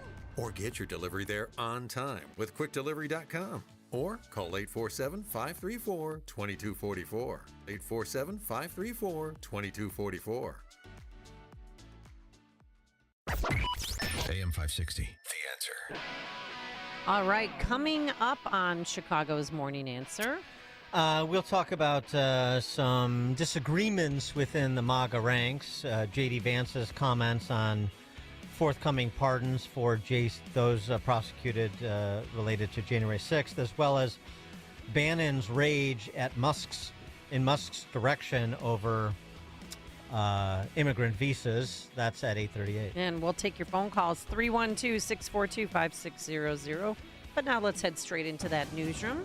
Here's Mike Scott. 8:33 on AM 560, The Answer. Snow beginning to taper just a little bit across much of the northern suburbs. The Southland still getting hit hard with snow, and that's causing some major delays on the expressways and toll roads to the south. We'll have that update in just a moment. Southern California officials say crews are prepared for the return of high winds today as they battle deadly wildfires in the area of Pasadena. Here's Fire Chief Chad Augustine. For most of my career, we've talked about assisting other agencies in their time of need up and down the state, but never did I think that it would actually be my community needing assistance. Los Angeles County Fire Chief Anthony Maroney said a firefighting plane damaged by a drone will be back up in the air today. Secretary of State Antony Blinken says he believes a breakthrough in the ceasefire talks is on the horizon in the Middle East. We are closer than we've ever been. Blinken says with Hamas on board, it's time to get a deal done. President-elect Donald Trump's pick for Secretary of Defense, veteran Pete Hegseth, is on Capitol Hill today for a confirmation hearing. Georgia Congressman Rich McCormick says he relates to Hegseth through his own military career. You look at his military career, what he stood for, realism over idealism, and just getting a job done. I took that very seriously as a military veteran myself of both the Marine Corps for 16 years and the Navy for another 4 years. Hegseth has denied all allegations of sexual misconduct and says he won't touch alcohol if confirmed. Embattled CTA President Dorval Carter finally forced out, calling it a career, announcing yesterday he would retire at the end of the month to become the new CEO of St. Anthony Hospital. Carter has faced calls for his firing over the last couple of years over his handling of the CTA. Prosecutors once again are expected to take their turn, hammering Michael Madigan under cross-examination about questions in his racketeering trial at the Dirksen Federal Building today. A 10-year-old girl is dead and a 12-year-old girl is hurt, all due to carbon monoxide poisoning. Firefighters responding to the Albany Park neighborhood yesterday, where carbon monoxide levels were high. 2 girls were found inside of the home and then sent to an area hospital, where later the 10-year-old died. She's been identified as Jaireen Sequeda. A coalition of consumer and environmental organizations is calling for the overhaul of a pipe replacement program in Illinois. On Monday, the group delivered more than 5,000 public comments to the Illinois Commerce Commission asking for reform. Abe Scar with Illinois PIRG says the People's Gas program cost estimates have grown from $1 billion to nearly $13 billion. Chicago sports. Bears continuing their head coaching search. Blackhawks lose to the Flames 5-2. The Bulls hit the hardwood tonight against the Pelicans. And in college baskets, Fighting Illini travel to Bloomington to take on Indiana. The news, a service of Low T Center. If you're not feeling the same energy anymore, testosterone therapy, or TRT, may be the answer. Look for personalized treatment like you'll get with the TRT experts at Low T Center. Go to lowtcenter.com to book your appointment, lowtcenter.com. A check of traffic and weather on the way next on AM 560. It's a new year, and any day now, you'll see that credit card bill for all the Christmas shopping you did. It sure would be nice to start the new year with some new cash, wouldn't it? Well, AM 560 wants to make that happen by giving you the chance to win $2,025 to start 2025. Enter for your chance to win at 560theanswer.com/cash. That's 560theanswer.com/cash. It's Uncle Sam, and he wants some of your retirement money. Like it or not, you're going to owe taxes on your 401k. The good news is you may be able to reduce your tax bill with some strategic planning. Scott Tucker and the team at Scott Tucker Solutions are here to help. You'll work together to craft a plan that's designed to help make sure you don't pay a penny more than you should. Taxes are historically low right now, and we all know they probably won't remain this low forever, so call Scott Tucker and the Scott Tucker Solutions team before this tax-saving opportunity is gone. 847-474-3888 or go to 560retirement.com. It's time to preserve the retirement you deserve without giving more than necessary to your favorite uncle. Call Scott Tucker and the team at Scott Tucker Solutions now to schedule your 401k tax review. 847-474-3888 or go to 560retirement.com.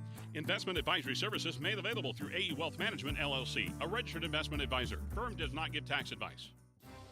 Wow. Are you buying or are you selling? As this is being written, silver is up more than 50% in just the past 8 months. And gold is the highest it's ever been. Whether you are just getting into the metals, want to roll your IRA into silver or gold, or want to take some profits off the table, Fox Valley Coins is ready, willing, and able to help. Even though Fox Valley Coins is a national dealer, they're family-owned and in your own backyard. Fox Valley Coins in Naperville almost always has the product you want in stock and pretty much always has the best pricing when you buy or sell.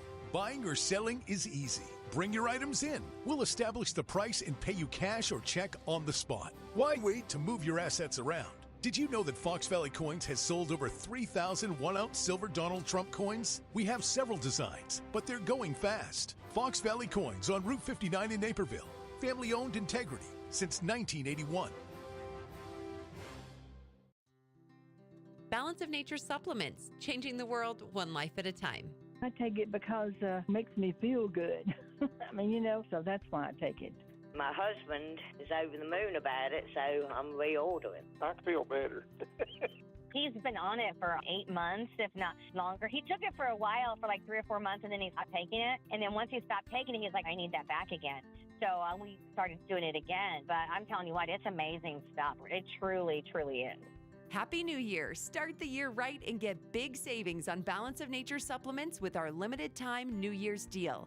Go to balanceofnature.com and sign up as a new preferred customer to get 35% off your first preferred set, plus a free fiber and spice supplement with free shipping and our money-back guarantee. Go to balanceofnature.com or call 1-800-246-8751 and get this exclusive New Year's offer by using discount code Chicago. This hourly segment is brought to you by the Alpha Wealth Group, bringing the trilogy of estate, tax, and investment planning together. Visit alphawealthgroup.com for a free report. It's 8:40. Let's get an update on the roads. Team Hochberg Traffic Center time is a service of Straight Talk Wireless. Don't let data limits hold you back from being a master of the family group chat. Switch to Straight Talk Wireless and get real unlimited data on a reliable 5G network. Straight Talk, available at Walmart or at straighttalk.com.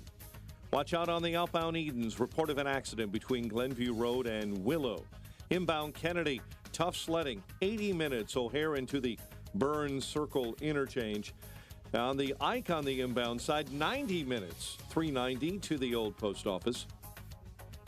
Stevenson right now running at an hour and 21 from 355 into DuSable Lakeshore Drive. Dan Ryan, 45, 95th into the Burns Circle interchange. Bishop Ford inbound, an accident with two left lanes blocked inbound at Dalton. Chicago's Morning Answer with Dan and Amy continues next. AM 560 Weather Center forecast.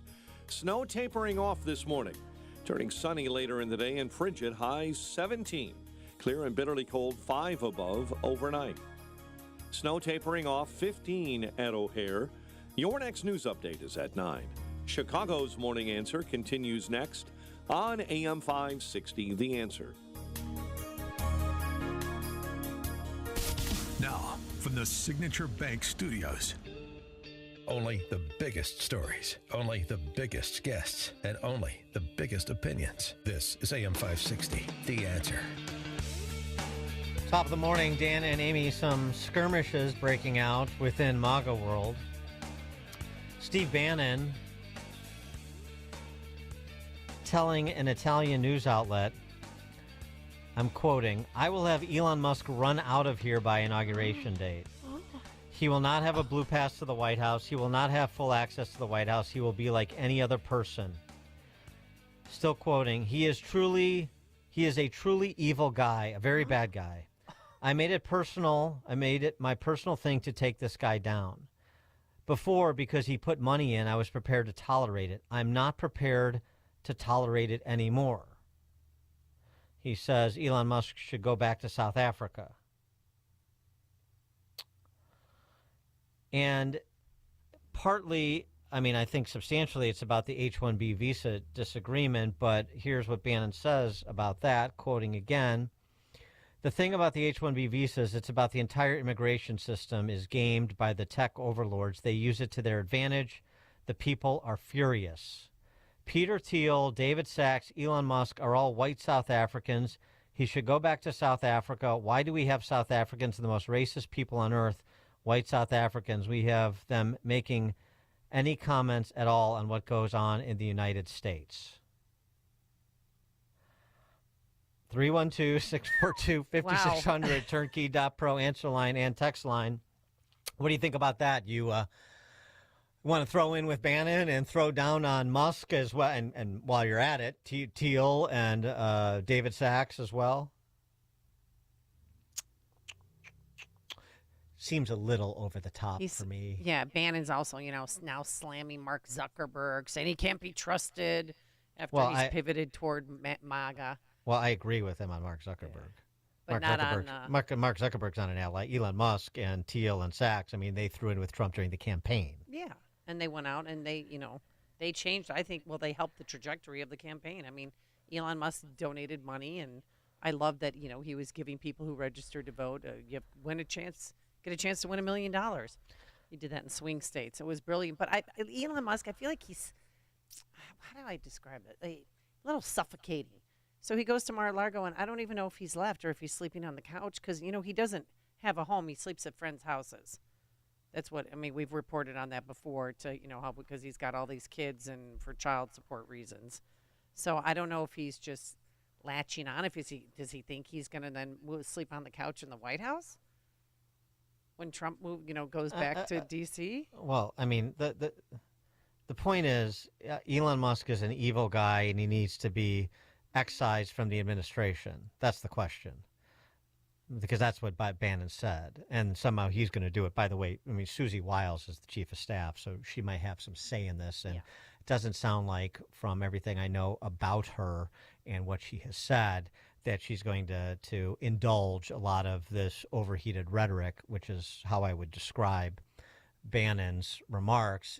The H-1B, as I said when we talked about the H-1B visa program last week, I think there's constructive conversations to have about it, but I think this has gained way outsized importance in the larger discussion about our immigration system in this country. In point of fact, if we didn't have open borders for the past 4 years and all of the parade of horribles that have been ushered into this country and the crime and other societal problems that generated, misallocation of taxpayer resources and so forth, we wouldn't be having a conversation about H-1B visas because it's a marginal program in the grand scheme of how our immigration system works. Certainly worthy of a discussion, and we've had it, and we will have it again. I'm happy to. Oh, yeah.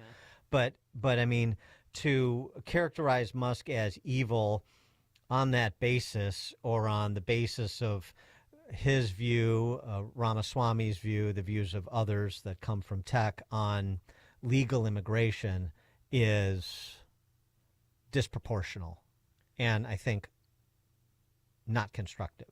312-642-5600, turnkey.pro answer line. You can also text us on that same line, and you don't have to type in DA, just type in your comment. Roger, Southside. Hi, good morning. Dan, when this came out maybe a week and a half ago, you said the same thing. I think where we're at right now, after the segment you spent on what goes on in California, we need a major pause button on the HB1. There's HB2s, and there's 50 other ones that lie within here or there, different committees and stuff like that. We need a major pause button here. And I think the majority thinks that. We need. I have no problem with Musk. I think he's an intelligent guy. Yeah, I think his money went a long way for Trump because we didn't have the ground troops. But he's not all there either. Because the first thing he said once this was brought up is a couple of adjectives or a couple of expletives. He's like a little kid too. You got to remember, there's one of the richest men in the world nobody has ever told him no. I understand. Thanks for the call, Roger. Look, Musk, I've been critical of Musk before, too, because of his rent-seeking conduct and so forth. I don't he is a recent convert to being center-right, spending most of his adult life center-left. Mm-hmm. So you listen to what people say, but what you really do is watch what they do. But the reaction, and to throw in Thiel and Sachs and basically anybody else, I assume Lonsdale and anybody else of that ilk, like they couldn't have an important role to play, that you don't want to ally with them on issues of mutual agreement, just even if you have some issues of some disagreement, is just silly. It's myopic. So I know people love the Bannon bellicose rhetoric and so forth, but I would suggest that he be a little bit more discriminating in his targets, or at least measured such that the response is in proportion to the disagreement. It's not like Musk is running around talking about maintaining open borders policies and sanctuary city and state policies and the distribution of expansive welfare state benefits to people in this country illegally and so forth. He's not out parading around with Marxists saying, protesting the prospect of deportations or anything like this. So, I mean, again, proportionality is an important consideration in discussion. Lou, formerly of Elmwood Park. Lou. Hey, how are you? Good. I listened to that podcast that you referenced, and Bannon gives Musk a lot of credit for what he did in the election. But the one thing with HB1, where Bannon is critical, he does feel that the system's been gamed. That's pretty much it. I mean, Lou, with all due respect, he is a truly evil guy, a very bad guy. I don't know how you put that in context. Well, no, I agree with you. He's inflammatory with that comment, but he does also give him credit. That's all I'm saying. What they were talking about. I mentioned. I'm sorry. Go ahead. No, I mentioned that before, because he put money in, I was prepared to tolerate it. I'm not prepared to tolerate it anymore. That's what Bannon said. So there was some sort of backhanded credit given. I agree with that. No, he does give credit, but what they were talking about too is how he just feels Americans deserve first chance to those jobs. And that when you talk about the education, I think Ramaswamy also said something about, that Americans have that jock culture. And I think that, again, yes, the context of that whole conversation has to be listened to. I agree with you. That was inflammatory. Thanks for the call, Lou. No, we mentioned that when we discussed it the other week, Ramaswamy and Musk's initial comments in the discussion that broke out online over the holidays. They were not as precise with their language as they could have been. I disagreed on this show with Ramaswamy's whole sort of Screech versus Zach and Slater Saved by the Bell reductive metaphor and so forth. But this is well, I've already said I don't need to repeat myself about Bannon's comments. Mike, Northwest Indiana. Yeah, good morning. Has Bannon been given any appointment in administration yet? No, not that I'm aware of. I'm not sure. I'm not sure he wants one either. I think he wants to continue doing the war room and be like a, advisor at large. But go ahead. I was wondering if there was any sense on his part of, I went to jail for you for 6 months. Where's my reward? I mean, could he be a little jealous of the relationship between Trump and Musk? Because wasn't that his lane before? Thanks for the call. Petty jealousies in politics? No. No.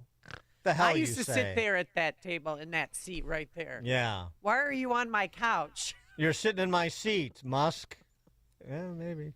Kara in Orlando, Florida. So I own a streaming platform, and while building my app and technology, I went through 4 Americans. And, they expected things like, $100,000 salaries plus, $900 a week to dine people. And guess what? My 5th CTO and final got the job done, didn't ask to go have $800 dinners every single week.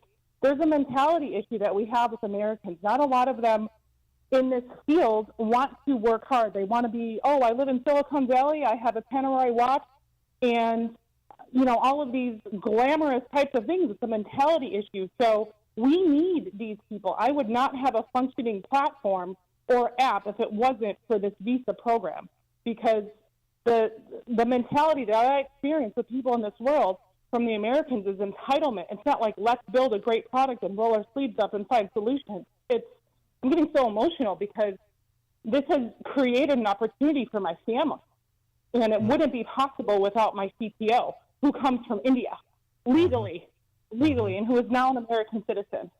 And he has every right to be here. He did it the right way, and it took him 20 years to accomplish that. And while working for me, he became an American citizen, and I've never been so honored to work with somebody. So there's that.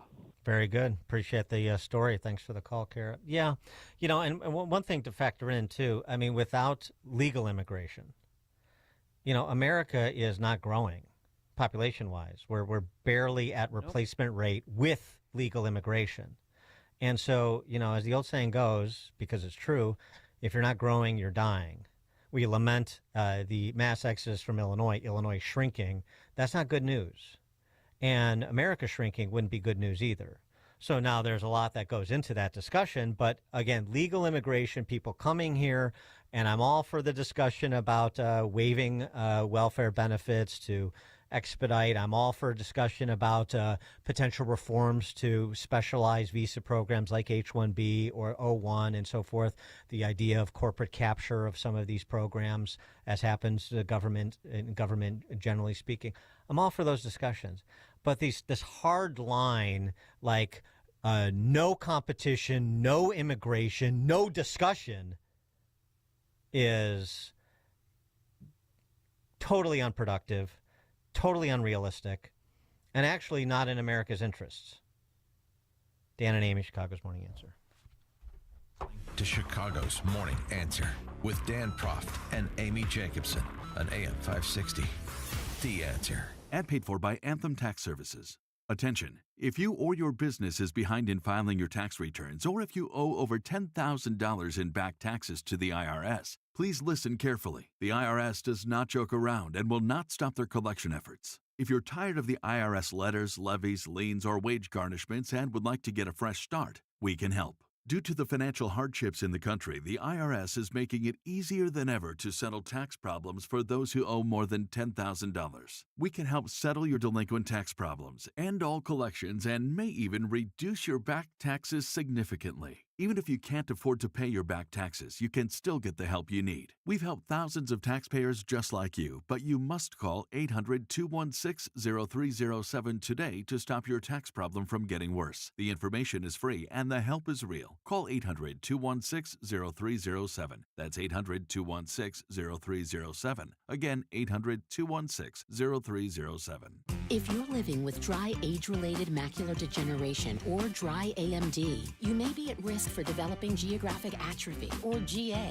GA can be unpredictable and progress rapidly, leading to irreversible vision loss. Now there's something you can do to slow it down, get it going slower. Izervay is proven to slow GA progression. Izervay gets GA going slower. Izervay or avacincaptad pagel is a prescription eye injection used to treat GA. Don't take it if you have an infection or active swelling in or around your eye. Izervay can cause eye infection, retinal detachment, or increased risk of wet AMD. Izervay may temporarily increase eye pressure. Your vision may be impaired after an eye injection or exam. Don't delay. Ask your doctor about Izervay today. Izervay gets GA going slower.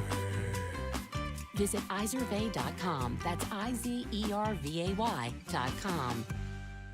All right, you said bye-bye to big government and you want limited government. You voted for that. Well, now it's time to trim the fat from big wireless. If you are still using the big carriers, Verizon, AT&T, T-Mobile, I ask, why are you doing that? Because my cell phone company, Pure Talk, a veteran-owned company, gives you the exact same service. They use the same cell towers. You get the same 5G network. You get better customer service, and they're based here in the U.S., and you pay half the price for the exact same thing. Now, that's right. There's simply no need to spend $85, $100 a month per person on your wireless bill. Not when you can get unlimited talk, text, 15 gigs of data with mobile hotspot for just $35 a month. And by the way, the average family of four saves about $1,000 a year with Pure Talk. Make the switch. You simply dial pound 250. You say the keyword save now. Do it now. You save an additional 50% off your first month. That's pound 250 keyword save now from our friends at Pure Talk, America's wireless company. Did the Protestant Reformation suffer a premature death? Absolutely, argues the riveting book, Reviving the Reformation by Dr. Daniel Lang. The book of Acts chapter 21 verse 20 reports that myriads or tens of thousands of Jewish believers dwelled in Jerusalem, and they were all zealous for the Torah. Their leaders were guiding the early Messianic faith. 40 years after the death of Jesus, however, the Jews revolted against Rome. This rebellion caused a Roman hammer to crush Israel, destroying the temple and Jerusalem. Following this devastation, the leadership of the Jerusalem church fell into other hands. Reviving the Reformation recovers the lost first-century Messianic faith. It answers the most difficult questions that some dare not ask about traditional Christianity. Buy Reviving the Reformation on Amazon. For a deep diss Western culture, now is the time to restore the truth by reviving the Reformation. AM 560, The Answer. Oh, look at the time. Had such a wonderful day. Thank you so much for making us part of your lives. We're back here bright and early tomorrow morning at 5 a.m. Today it's going to be cool, a high of 17 degrees. It's now 9 a.m. WIND Chicago. This is a Fox News alert. The first Trump nominee confirmation hearing underway at the Senate. I'm Dave Anthony. And that's the ovation veterans gave Pete Hegseth as he walked into the room as the defense secretary nominee. Pete Hegseth would assume the role in a moment of consequence. The United States faces the most dangerous security environment since World War II. That's Republican Senator Roger Wicker calling Hegseth unconventional at the start of the hearing, just like President-elect Trump. He is a decorated post-9/11 combat veteran. He will inject a new warrior ethos into the Pentagon, a spirit that can cascade from the top down. But Fox's Jennifer Griffin reports from outside the hearing room. There will be tough questions about Hegseth's qualifications.